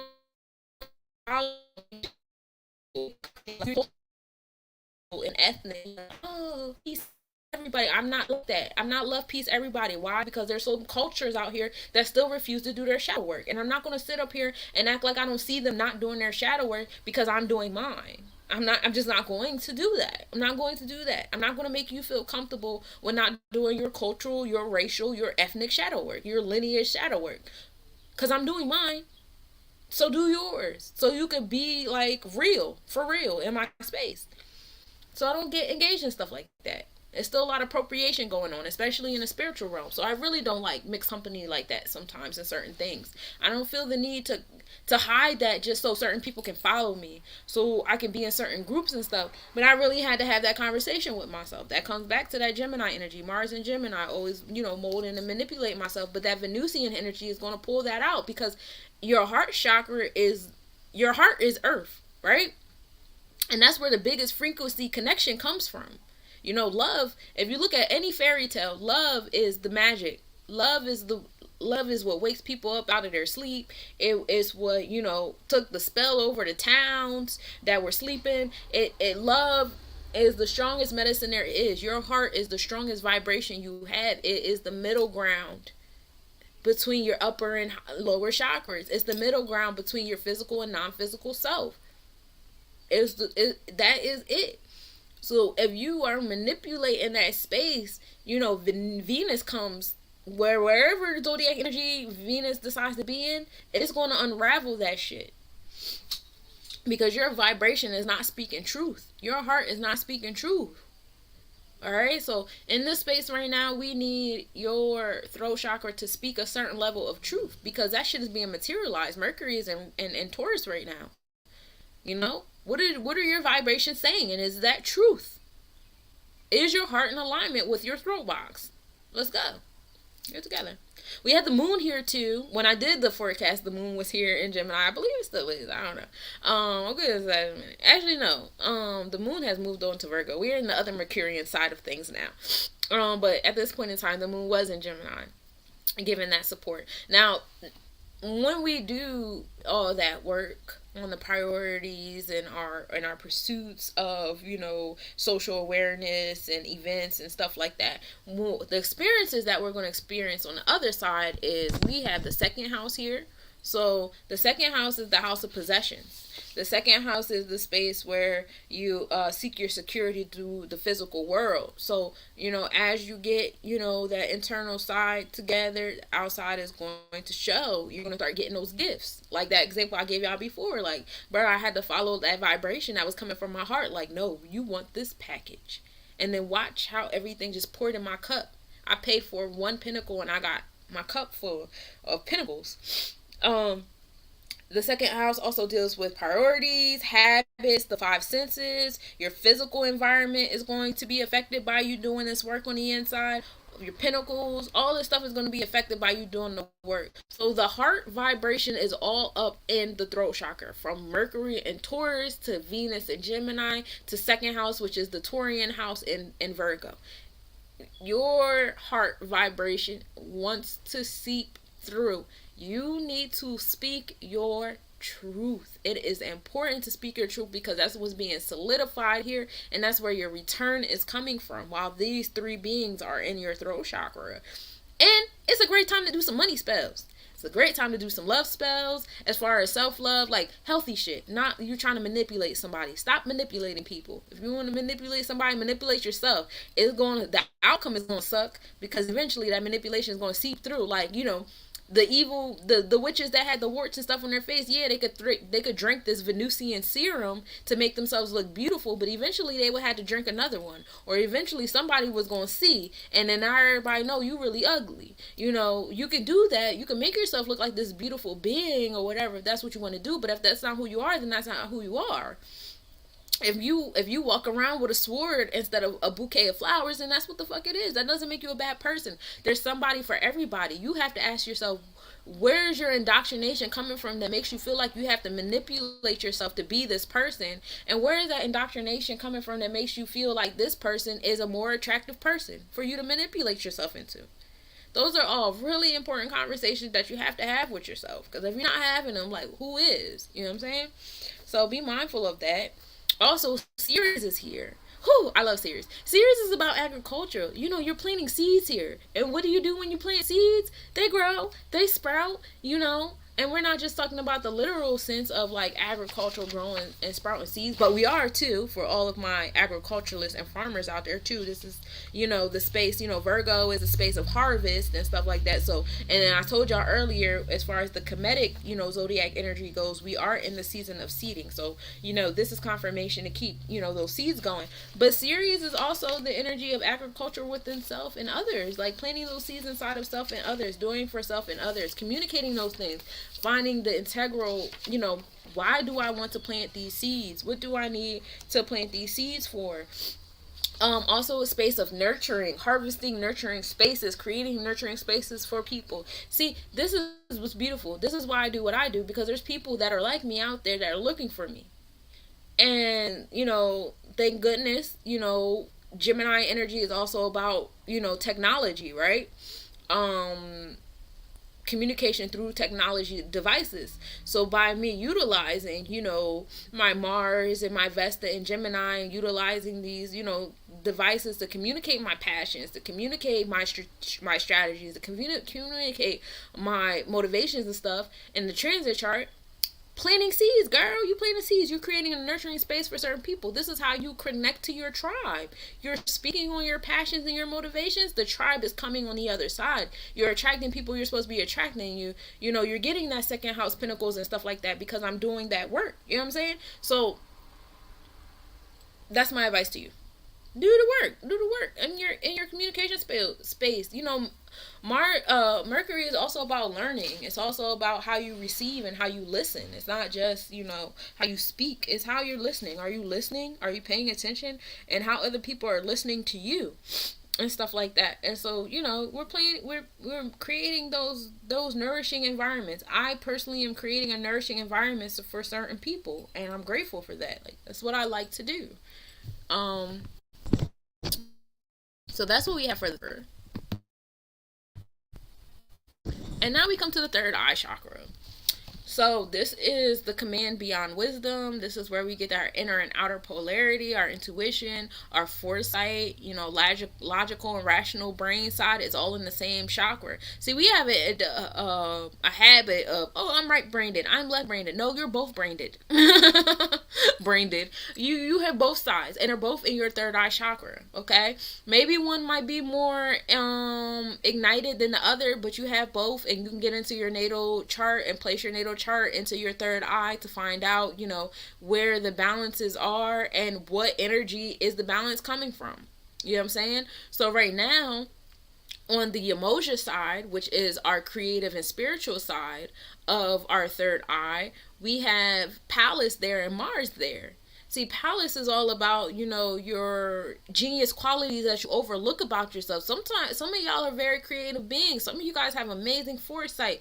All of you guys should have some level of spiritual foresight and things like that, because we all have, those things. Now, getting into the Bobby Hemmett teaching, some of y'all is descendants of experiments, and some of y'all don't got what y'all think y'all got, because y'all not really what some of us are, and y'all gonna learn that eventually. And I think that would really suck, to realize that you're not really who you think you really not even who you think you are, and not what you think you are. And I feel like that's a realization that's going to happen to a lot of us, that we are not what we think we are. A lot of us are stuck on this human thing, because this is what our Venus, our eyes, we have a collective Venus that's controlling our eyes and making us see things how we want to see them. A lot of us was born green. We have some extra teeth. My youngest son actually still has some green on him. This brown is rusting. The air is rusting us. That's where the aging and stuff comes from. Sitting in this air for too long, at some point in time, we were more connected to the earth. The air was different.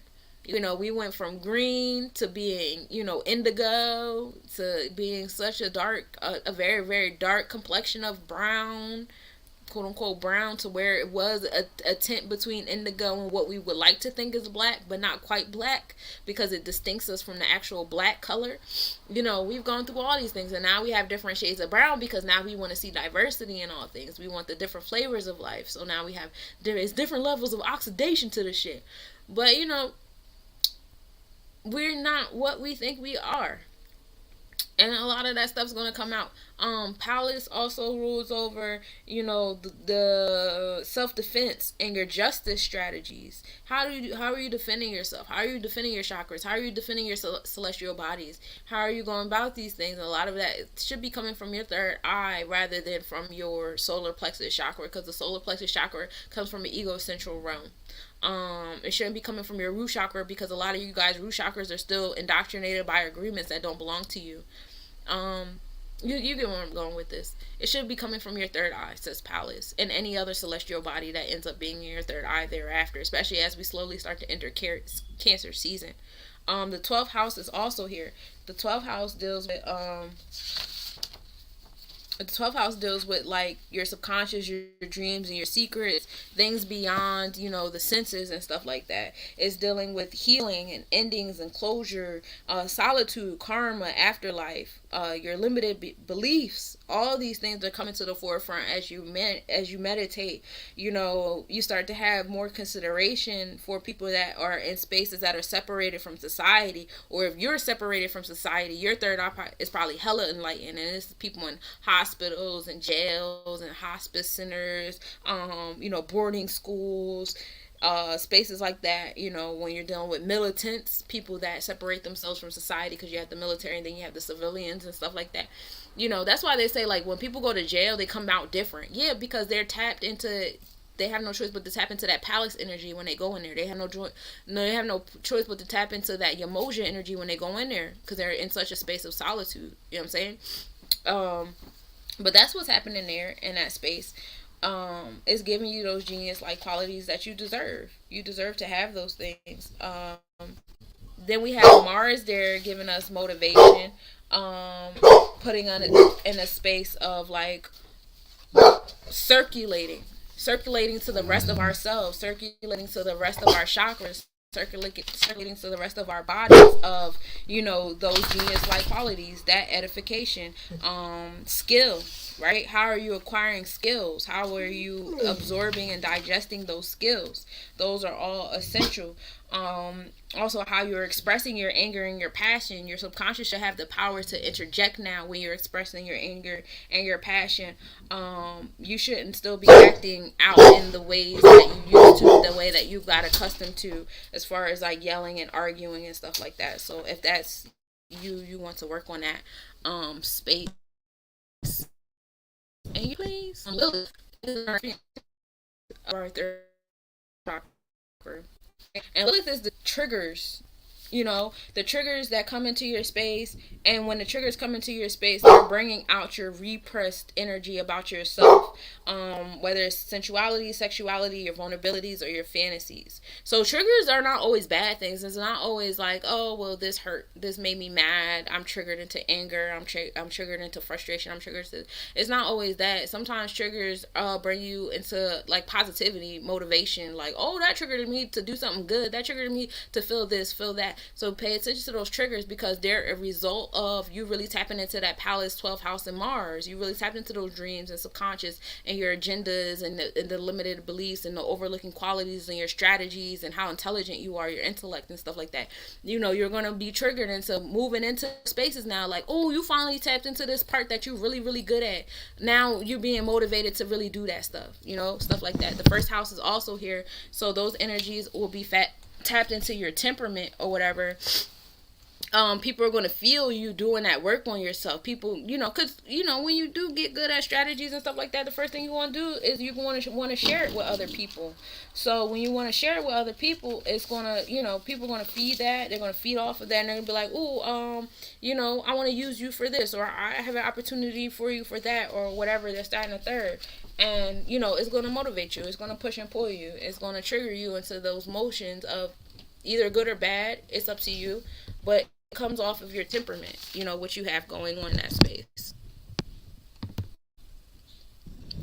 So here we made it to the crown chakra. The crown chakra is located at the crown of your head. This deals with your consciousness, your thoughts, your wisdom, your level of awareness, your connection to the universe, where you experience serenity. It's not really a set like constellation, because now you're really dealing with your just connection with everything and everywhere. So you done did all the work in those main 6 chakras, which 6 is creation, with the celestial body is designing and stuff. That is your divine design on this earth, is those 6 chakras. We're dealing with that number 6. So when you get to the 7, now you're in heaven. You know what I mean?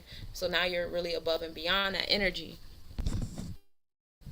So do all that work so you can align with the universe the way you want to. So now we're going to get into what you guys hear me doing, the astronomical update, but we do it ahead of time here, so you can get all that stuff ahead of time here. This is what the solstices and the equinoxes consist of. This is the path of Ceres, our asteroid of agriculture, from April 1st to the 3rd to today. So now we're in that Leo vibe,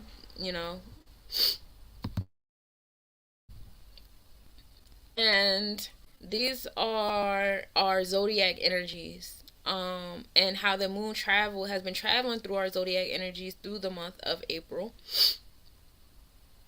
I thought this was a really cool model.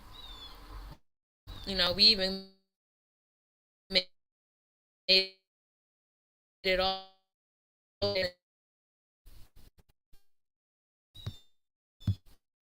This is the solar eclipse. Solar eclipse was more so visible today, last week on the 20th, from the southern hemisphere, more so Australia area.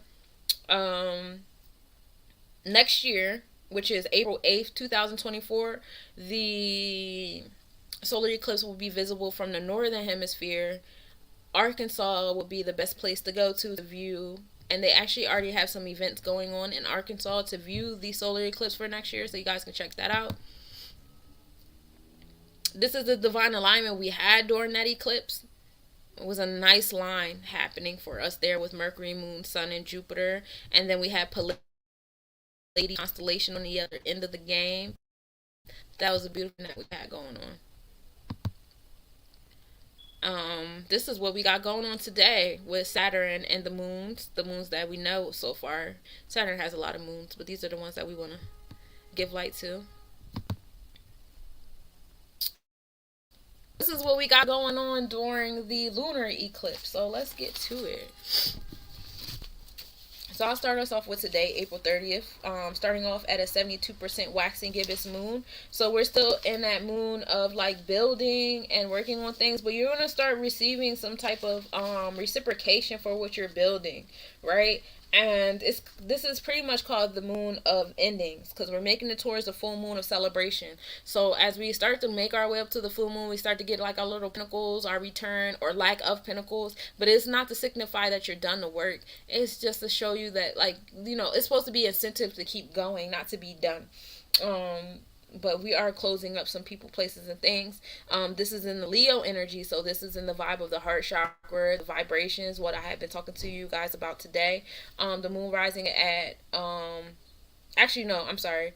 We are in the Leo constellation with it, but we're in the Virgo zodiac officially with it. So we're in that space of servitude, assisting others, being analytical with this energy, being analytical with that 12th house and that Leo energy. So I'm glad that I did the whole like monologue I did with the heart chakra. I hope that helps you guys today with this moon. The sun rose this morning at 6 a.m. It will be setting at 7:52 p.m. The asteroid Iris 7 is opposite us at the moment. It will be visible from 11:46 to 4 a.m. and it's 33 degrees above the southwest horizon. It's in that Libra zodiac constellation energy at the moment, so you can see that.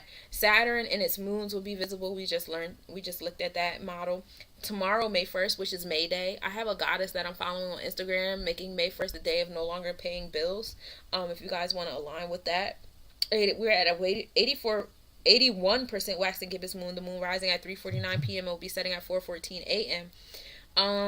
We're still going to be in the Virgo zodiac energy with it. We'll be in the first house. That first house being ruled by Leo. The sun will be rising at 5:59 a.m. and be setting at 7:54 p.m. So we get about 3 minutes more of sunlight. Vesta will be the furthest point to the earth at 12:33 p.m. So your passion is going to feel so far away, but keep moving, all right? Mercury will be at inferior conjunction, which means it'll be between the earth and the sun at 7:21 p.m. It'll be 0.7 degrees northwest of the sun, and no will be not visible because the sun kind of blocks that energy away. But it's bringing your integrity and your moral code to your experiences. Now we're going to see if you've really been doing that work with your throat chakra, because it's going to be showing through your ego on that day.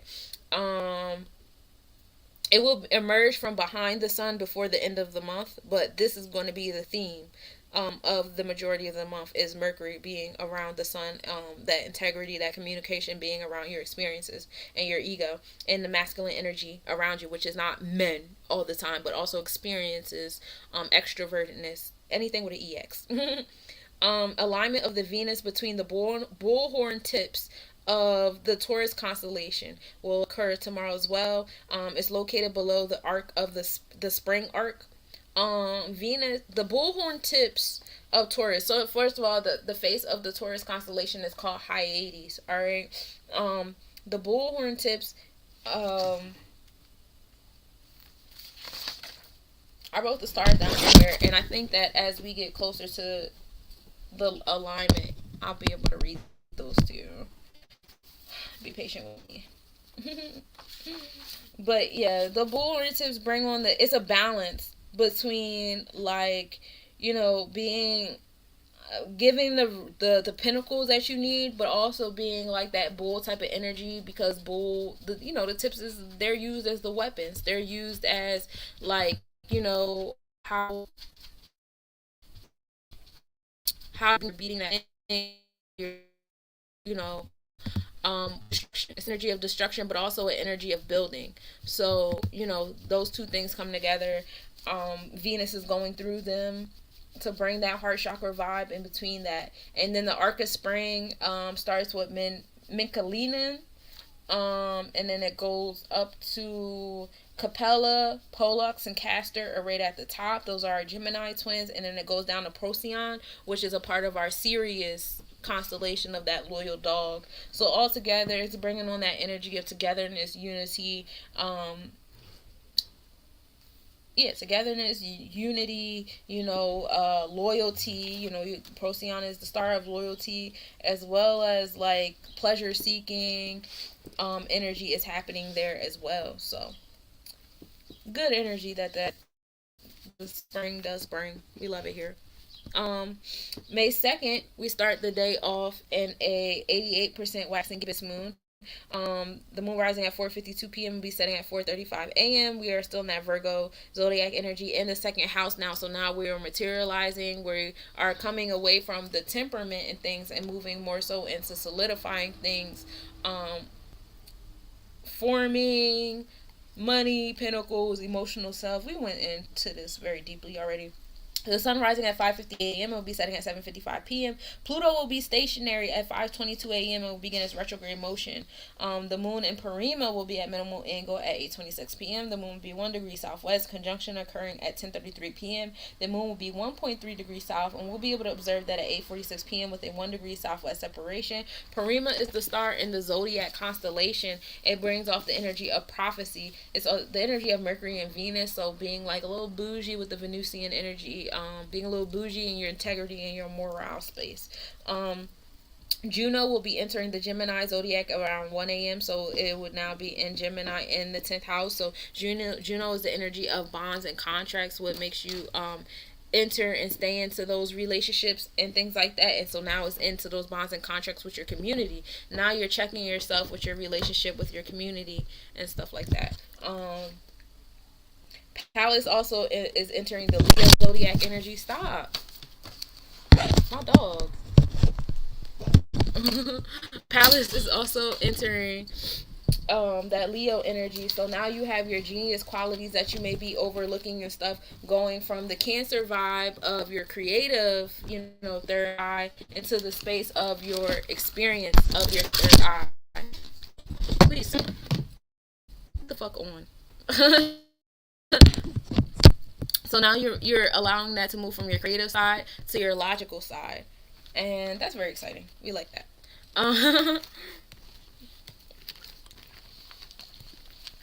And then we have Venus entering the Gemini constellation. May 2nd is a big day in the cosmos. Venus will be entering the Gemini constellation at 11:22. It'll be at 0 degrees 0 minutes Gemini. So it'll we have that energy moving into your community, and things are going to be about the community with Venus and Juno entering in those spaces. May 3rd, we are at a 94% waxing gibbous moon. The moon rising at 5:56 p.m. and be setting at 4:56 a.m. We are now moving into the Libra zodiac energy. So now we are getting our returns from creating balance in our relationships and our bonds. We're materializing those things with the second house, analyzing those things with the Virgo energy over it. The sun rising at 5:57 a.m. It will be setting at 7:56 p.m. The ETA Lyra shower is going to begin on May 3rd. That comes from the Lyra constellation. The Lyra is the instrument that was used to enchant the flora and the crystals and the stones on this plane. It was Morpheus's instrument that he used. Morpheus is the god of dreams. The moon and Spica will be in conjunction on this day at 8:25 p.m. The moon will be 2.9 degrees north. So even though we are in the Libra zodiac, we are still in the Virgo constellation. Spica is giving us the energy of gains and riches and success, the love of arts. This is the Venusian Mars energy, bringing new beginnings to the spaces of beauty.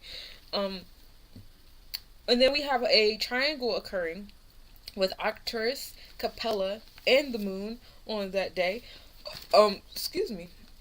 Arcturus is giving us the energy of the Watcher and the Guardian, dealing with the dark aspect. So this might be a good triangle of creation for my dark magic people. Whether good or bad, the universe doesn't know, and the universe doesn't really care. Capella is the star of I need better. I'm gonna do better. I'm a little hard on myself. But I know Capella gives off the energy of riches as well. I just wanted to give y'all more in depth. Oh, there it goes. Capella has the energy of Mars and Mercury, and it's given the little goat energy. And this is from the Auriga constellation, which is the little goat, and it also gives off the honor and wealth and public trust energy. So that's all in alignment with the moon of your intuition. May 4th, we're at the 98% waxing gibbous moon. It's getting our riches still from creating that balance and justice with Libra in our bonds, and we're materializing those things with the second house possessions, and we're being analytical about it with the Virgo energy. The moon rising at 7:03 p.m. will be setting at 5:19 a.m. The sun will rise at 5:55 a.m. and will be setting at 7:57 p.m. The moon in Spica will be at minimal angle on this day, still giving us the richest and harvesting energy. At 12:49 a.m. the moon will be 2.3 degrees northeast. Mercury will be the smallest distance to the earth at 9:56 a.m. So, integrity, moral code, some repetition of events will be very strong on this day. The west side, or the crater Grimaldi side of the moon, is tapped into view at 2 p.m. The moon will now be on descending node. So it'll be getting closer and closer to us, and now be starting at 5:54 p.m. and decreasing. On May 5th, we're starting the day off at 100% waxing gibbous moon. So this full moon that we're receiving will be on the waxing side. So it's still building us up with the moon and giving us the pinnacles with this moon of celebration. So big things are going to happen for us on May 5th. The moon rising at 8:14 p.m. be setting at 5:54 a.m. We're in the Scorpius constellation with the energy. So now we're in the vibes of transformation with this moon of celebration and this moon of reception. We're in the third house with this, so it's coming from your community. A lot of you guys going out for Cinco de Mayo, be careful, because Scorpius can also be an energy of death and violence. We're creating balance with the Libra scalar over that third house in your community. The sun rises at 5:54 a.m. and be setting at 7:58 p.m. The prenumbral lunar eclipse is occurring at 1:22 p.m. So we have that full moon and the sun happening. The full moon will be rising at 1:35 p.m. and that's when the earth is between the moon and the sun. It's going to give off, usually it gives off a heavy orangey red color, but because this is happening more so in the southern hemisphere, and because it's not so much as a total lunar eclipse, it won't be as intense. And that's because we're becoming, more into the space of things are not as round as we thought it would be. ZTFC 2020 V2, which is a comet, will be in conjunction with the sun at 3:36 p.m. The comet is 9.6 degrees northwest of the sun. And whenever a comet comes around, that's when we start to get ancient knowledge, because comets have all the knowledge contained in it since the beginning of our existence. And as you can see, since we've been getting, alignments with these comets, certain ancient knowledge has been getting unearthed, i.e. what's happening in the Grand Canyon. The moon and Zubin al-Janubi are at minimal angle on this day at 1:47 p.m. The moon will be 1.6 degrees south-southwest. Conjunction occurred at 2:32 p.m. The moon will be 1.7 degrees south, observed at 8:47 p.m. with a 5 degrees southeast separation. So the hour of 1 o'clock from 1 to 2 p.m. that day is a very important hour. It should be an hour of meditation, most definitely. Zubin al-Janubi is a star in our Libra constellation. Is in the southern scale, but also in the southern claw of the Scorpius constellation. And this is during the time, this gives off the energy of Saturn and Mars. So again, like I said, be careful in being out in the community on this day, because it is, very warrior-like energy. It also brings restrictions and fears coming to your life, coming into your space. Make sure that my battery is... Alright, I'm going to cut us off on Instagram because I only got 2% left. So thank you for tapping in over there. You guys can always move to YouTube.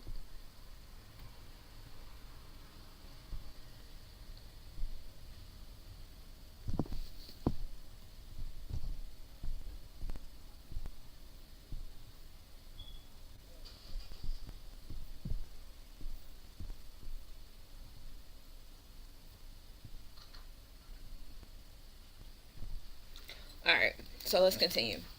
May 6th, we start off with a 100% waning gibbous moon. So now we move from the being 100% building up, but now we're starting with a 100% breaking down. And waning gibbous moon is about getting rid of intangible things. These are, tangible things. These are like, people, places, and things and nouns in our space that need to be removed, letting go, and going inward, reflecting and planning and stuff like that. The moon rising at 9:27 p.m. and be setting at 6:15 a.m. We are creating transformation with this initial stage of cleansing, and we're applying it to our community. So whatever happens the day before is definitely going to affect you and make you make some decisions of removal the day after to balance those scales of that Libra energy ruling over the third house. The sun rising at 5:53 a.m. will be setting at 7:59 p.m. Mars and Castor will be in conjunction at 4:18 a.m. Mars will be 8.5 degrees south. ETA Aquarius. Mars and Castor. So you guys know Mars is the energy of new beginnings and things of that nature. that warrior, like strategic, like energy. And Castor is the Gemini twin. Castor is giving off the energy of excuse me, of like friendship and honor and intellect and learning. So, absorbing information on this day and allowing it to motivate you will be a big thing. And I love 418 because that was the time I was born. ETA Aquarius are going to reach their max activity on this day. So for all my sky watchers out here, it'll be a great day for you to catch those meteor showers. And they move 70 an hour, so you're definitely going to be able to catch one. The moon might block some because we are at a full moon. It's always a full moon when we're at our maximum, whatever. But you definitely should be able to catch one or two. I want to be outside on May 6th. Zubin El Janubi will be opposite the sun at 2:51 a.m. Zubin El Janubi we talked about not too long ago, but that's giving off the energy from the Libra constellation, giving off that Saturn and Mars warrior like energy, and it's now going to be opposite of your experiences and your ego. The moon in Graphius will be at minimal angle on this day at 7:31 p.m. The moon being 3.9 degrees south-southwest. Conjunction occurring at 10:15 p.m. The moon will be 4.3 degrees south, and we'll be able to observe that at 9:51 p.m. with a 4.2 degrees south separation. Now, Graphias is the star in the Scorpio constellation, also giving off the energy of Mars and Saturn. So it's also like a warrior like energy that's going on about you, and it's in your intuitive energy. So whatever happens on May 5th, it'll probably be still sitting on your head and on your heart on May 6th. Poor babies. But keep doing the cleansing and do it with the right intentions. We talked about that when we talked about the chakras and things like that. Also,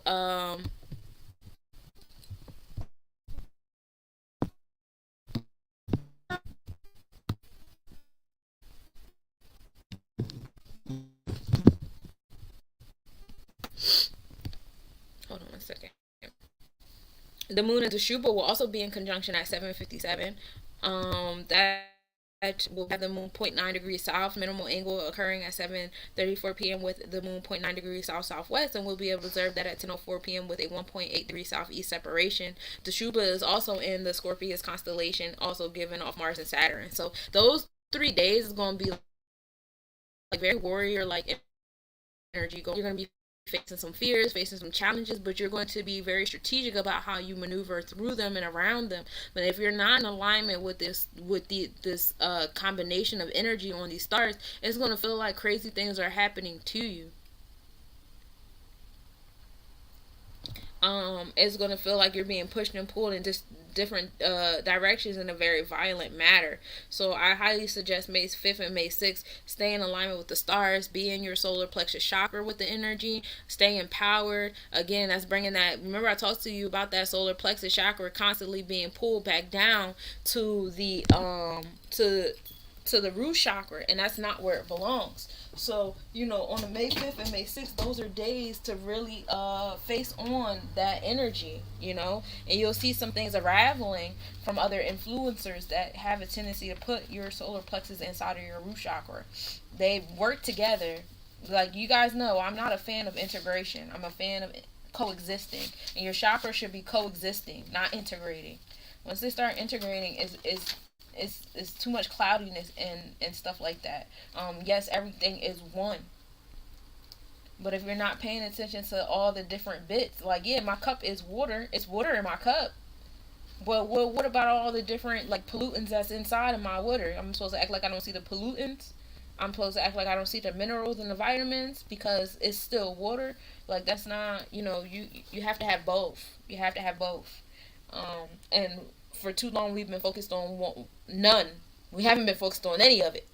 So now we have to focus on the basic building blocks so that we can see the house. May 7th, we come to a 97% wine and gibbous moon, still in that mood of cleansing tangible things, letting go of things. The moon rising at 10:41 p.m. It will be setting at 6:53 a.m. We're in Sagittarius zodiac energy with this, so moving into a space of intellect, expansion, traveling. That's big on here. We're applying this to the 4th house of home and family and creating nurturing spaces with this wisdom that we're getting and allowing that to create transformation. So after you get done, doing those transformational heavy cleanses with that Scorpio and Libra energy, now it's like, well, what did we learn? Now it's time for the Jerry Springer moment. May 5th and May 6th, we was on stage acting crazy. May 7th, now Jerry Springer is like, all right, now let me give you guys the moment of wisdom. The sun rising at 5:52 a.m. will be setting at 8 p.m. There is an AM visibility of Neptune that will be beginning. Moon and Aries will be in conjunction at 10:19 a.m. with the moon being 0.9 degrees north. Minimal angle will occur at 10:21 a.m. with the moon being 0.9 degrees north, and we'll be able to observe that at 5:11 a.m. with a 3-degree west-northwest separation. Now, and Aries, excuse me, and Aries is from the Scorpius constellation as well. So even though we are in the Sagittarius, I mean not Scorpius, yeah, even though we're in the Sagittarius zodiac, we're still in the Scorpius constellation, and now we're moving into that Mars and Jupiter energy. So we start to soften the blow into our intuition, softening things up. Again, coming back to those soft lesson moments and stuff like that. And Aries is giving us the energy of like the heart of the Scorpius. You know, now we're getting into the intentions of things, the vibration that's coming off. What was this all about? The Jerry Springer moment. The moon will be the furthest point from the sun, which we call aphelion in astronomical language, and that'll be occurring at 7:48 MST. Venus will be entering the Cancer zodiac at 10:30 a.m. So now you have Venus, that Venusian energy of love, beauty, priority, self-esteem, and stuff, entering into our third eye energy, and really, like, you know, combing through that, you know, going above with that energy. Like, why is this beautiful? Why is this a priority? Why is your self-esteem like this? You know, having dreams on where it's at versus where you want it to be, you know. Allow your Cancer energy, your Moja energy to be, you know, materialized with that Venusian energy. Provide some determination and some, you know, fixation on your Moja energy. You know, let those two energies complement one another. Also, for my sky watchers, the summer triangle will be rising in the east, with Vega being the top of the triangle and Deneb and Altair being the bottom, you know, the bottom part of the pyramid. Vega is from the Lyra constellation, giving off the energy of Venus and Mercury, which is all about artistic living, popularity, and happiness. And knowing that popularity is for happiness and giving and not for exploiting. Okay, and also the energy of harmony. Altair is giving off the energy of Mars and Jupiter. Pride, liberal energy, being ambitious. You know, Deneb is getting off the energy of Saturn and Jupiter, being, you know, happiness and stuff like that. So we got the happy summer triangle coming in. You know, this is like the rainbow after the storm, if you will. Okay. May 8th, we're at a 92% waning gibbous moon. The moon rising at 11:49 p.m. and will be setting at 7:41 a.m. We're in the Sagittarius zodiac energy with it still. So we're still in that space of intellect, you know, expanding our horizons, higher education, foreign interactions, creating home and family, a safe, nurturing spaces, tapping in with maternal energy, intuitive energy with that 4th house energy. And it's bringing transformations to Scorpio over the 4th house. The sun rising at 5:51 a.m. will be setting at 8:01 p.m. We have that comet ZTF C2020 V2 at 10:05 will be its smallest distance to the sun. So again, more ancestral knowledge coming to your experiences and what we, you know, have around us. The Mars and Pollux will have minimal angle at 7:40 p.m. Mars will be 5 degrees south-southwest, and we'll be able to observe that at 8:44 p.m. with a 5 degree south-southwest separation. Again, Mars is sitting around those Gemini twins, sitting around the top of the spring arc. Right, so it's giving off that energy of Mars, the hubris and the violence, being brave and rash. So we go from being soft and value and wealth to getting a little bit more harsh in our motivation. It's like, I told you the first time, you don't want to listen. Second time, it's not going to be as fun. May 9th, we start off with an 85% waning gibbous moon. There's no set time for rising, but we'll be setting at 8:40 a.m. We're in the Capricorn zodiac energy with this, so we're coming to our root chakra with it, creating boundaries and discipline and order and restrictions and things. We're applying this to our inner child. Again, parent your inner child. We talked about this, right? And that comes from the wisdom of the Sagittarius energy we just exited. The sunrise at 5:50 a.m. will be setting at 8:02 p.m. The ETA lyrics will reach their max activity on this day, being at 3 an hour. The max south declination of the moon will be occurring at 4:52 a.m. So the moon will be nice and big for you. The moon in cause spiralis will be at minimal angle at 8:39 a.m. The moon will be 3.3 degrees south, conjunction occurring at 7:30 a.m. with the moon being 3.3 degrees south. We'll be able to observe that at 4:59 a.m. with a 3.6 degrees south-southwest separation. Cause Borealis is a star in the Sagittarius constellation. So even though we're in the Capricorn zodiac, we're still in the Sagittarius constellation. This is giving off the energy of Jupiter and Mars, which is ambition, pride, power, business, and justice. So having your intuition go into the business side of things, having that energy about you, that creative side, being able to go into your business side of things is going to be good for you, content creation and stuff like that. Also, the AM visibility of Jupiter begins. Uranus and the Sun will be in conjunction at 6:20 p.m. on this day. Uranus will be 0.3 degrees south. Uranus, we know, is that progressive energy, so we'll find that progressive pinnacle energy and the Sun coming together. Some things will be happening about money on May 9th. You may be getting money, you may be receiving money, or there'll be a new concept on money coming out around that time. Uranus will also be the furthest distance to Earth at 11:39 p.m. as well. May 10th, we'll be at a 76% wide and gibbous moon, still in that moon of cleansing things. Moon rising at 12:49 a.m. will be setting at 9:48 p.m. We are still in that Capricorn zodiac energy, so this moon is still sitting up in your root chakra, giving you all that energy that you need of cleansing. Allow your subconscious to cleanse, creatively cleanse that stuff, those restrictions and fears, and we're applying this to our inner child of the 5th house. The Sun rising at 5:49 a.m. will be setting at 8:03 p.m. The moon in Albalda will be in conjunction on this day at 9:04 p.m. The moon will be 6.9 degrees south. Now, Albalda is a star in the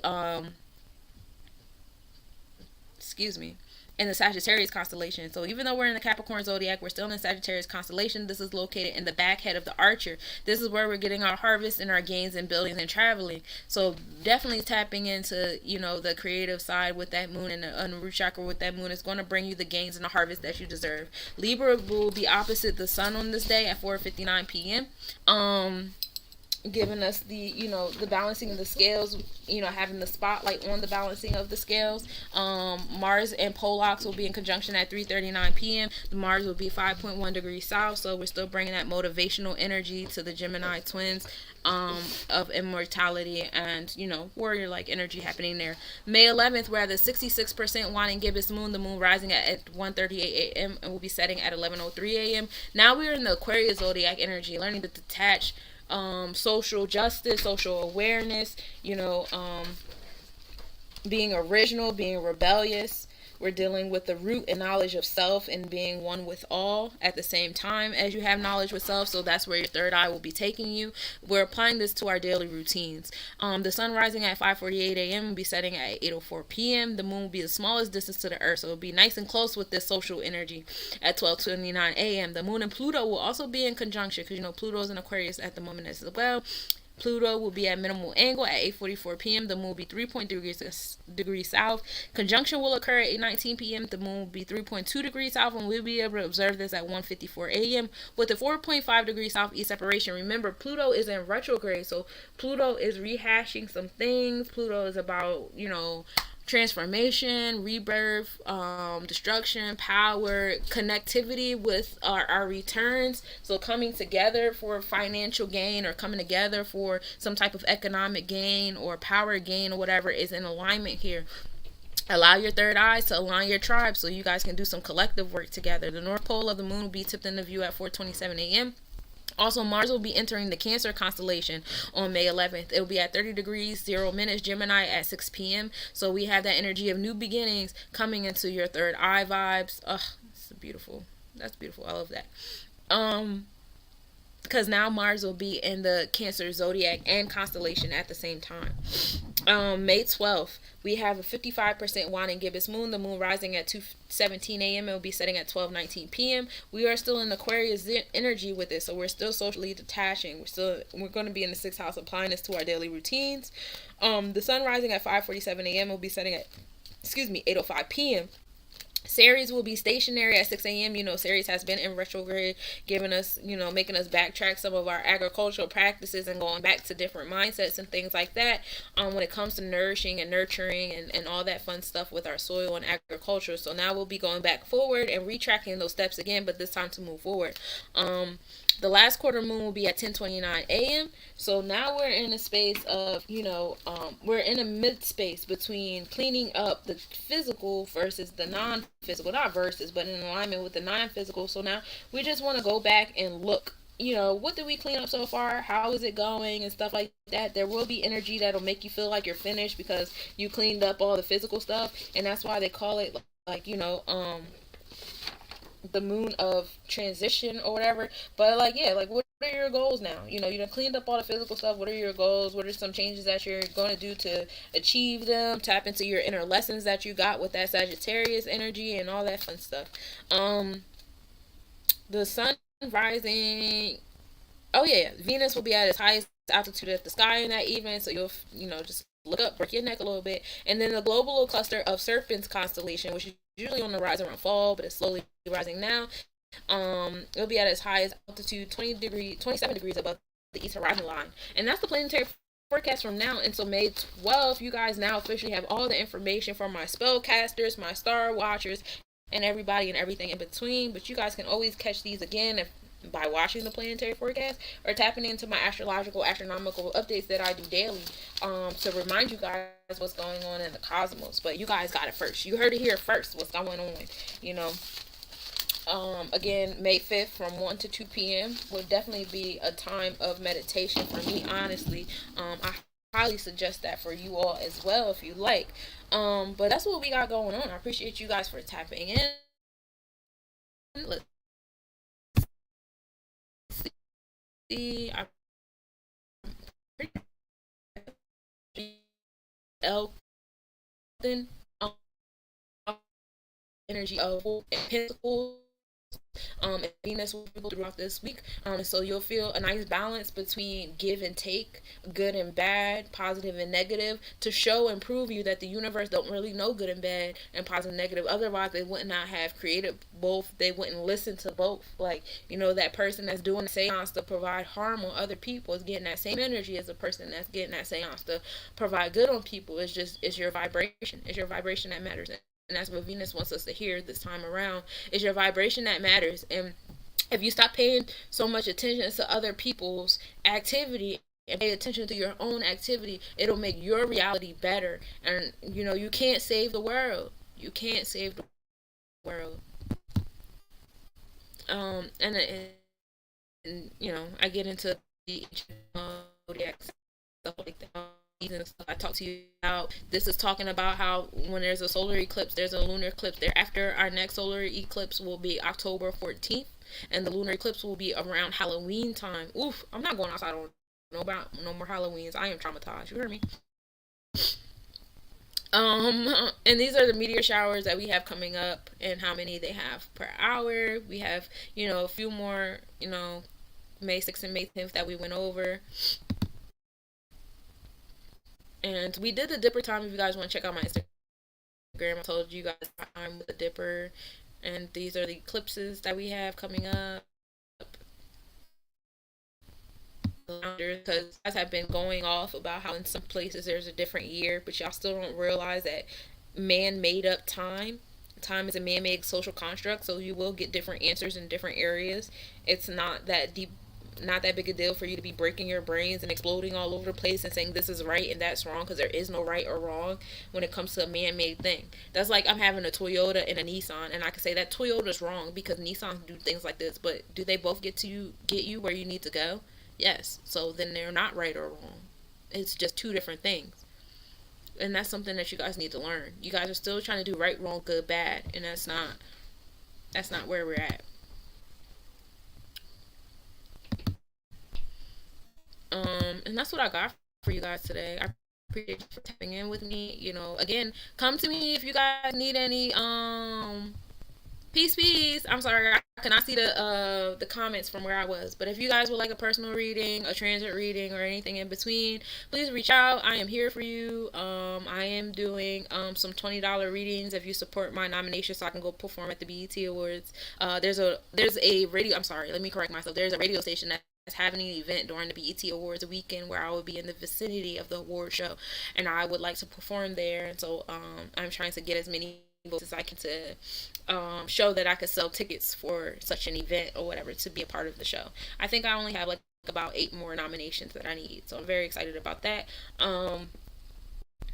But all that to say, $20 for a transit reading will be for you, so that everything that I just did with the zodiac energies and the different chakra energies, I will do for you personally, so you can see how your chakras are in alignment with the transit chakras, and you can do whatever work you want to do accordingly for yourself. So reach out if you're interested in those $20 transit readings, or if you would like a natal chakra reading. I actually am doing 50% off natal chakra readings. They're $55 at the moment, and usually they're 111, but right now they're 55. So hop on it while you can before they go back up. Before somebody smacks me on my head and says stop lowering my price. And yeah, that's what I got. Make sure you guys go on the website and nominate your healers on letsnobodiescollection.com. You guys know I do an annual award ceremony every year. We have, categories from Reikis to healers to speakers to community builders to content makers, musicians. As long as the individual is creating content that empowers, uplifts, and educates, they qualify to be a nominee for the award show. We don't do destructive music or indoctrinated content or anything here. But yes, those are the only requirements to be a Cosmic Nobody nominee. And we are now moving the Virgo Virgin Talk season finale to the Cosmic Nobodies convention. So I'm very excited about that. That means that the Cosmic Nobodies convention will be located in Georgia this year. So yay! We're moving to new states. Expanded abundance is among us. The location should be determined. I know I love sleep. I don't care. And there you're more than to make whole accommodations and then come out during the daytime with us and then go back to your hotel in the night. I will list some nearby hotels to the camping site. I'm still doing my homework on that, but the Cosmic Nobody's convention will be a camping event in near Atlanta or Columbus, Georgia. Very, very excited about that. That's going to be a whole vibe. That's what I have for you guys today. Thank you guys for tapping into the Planetary Forecast. If you're just now tuning in, rewind to the beginning. We went over the chakras of the universe, and then we went over the forecast all the way up to May 12th. So now you know what the stars are doing and what it means for you. Peace, peace.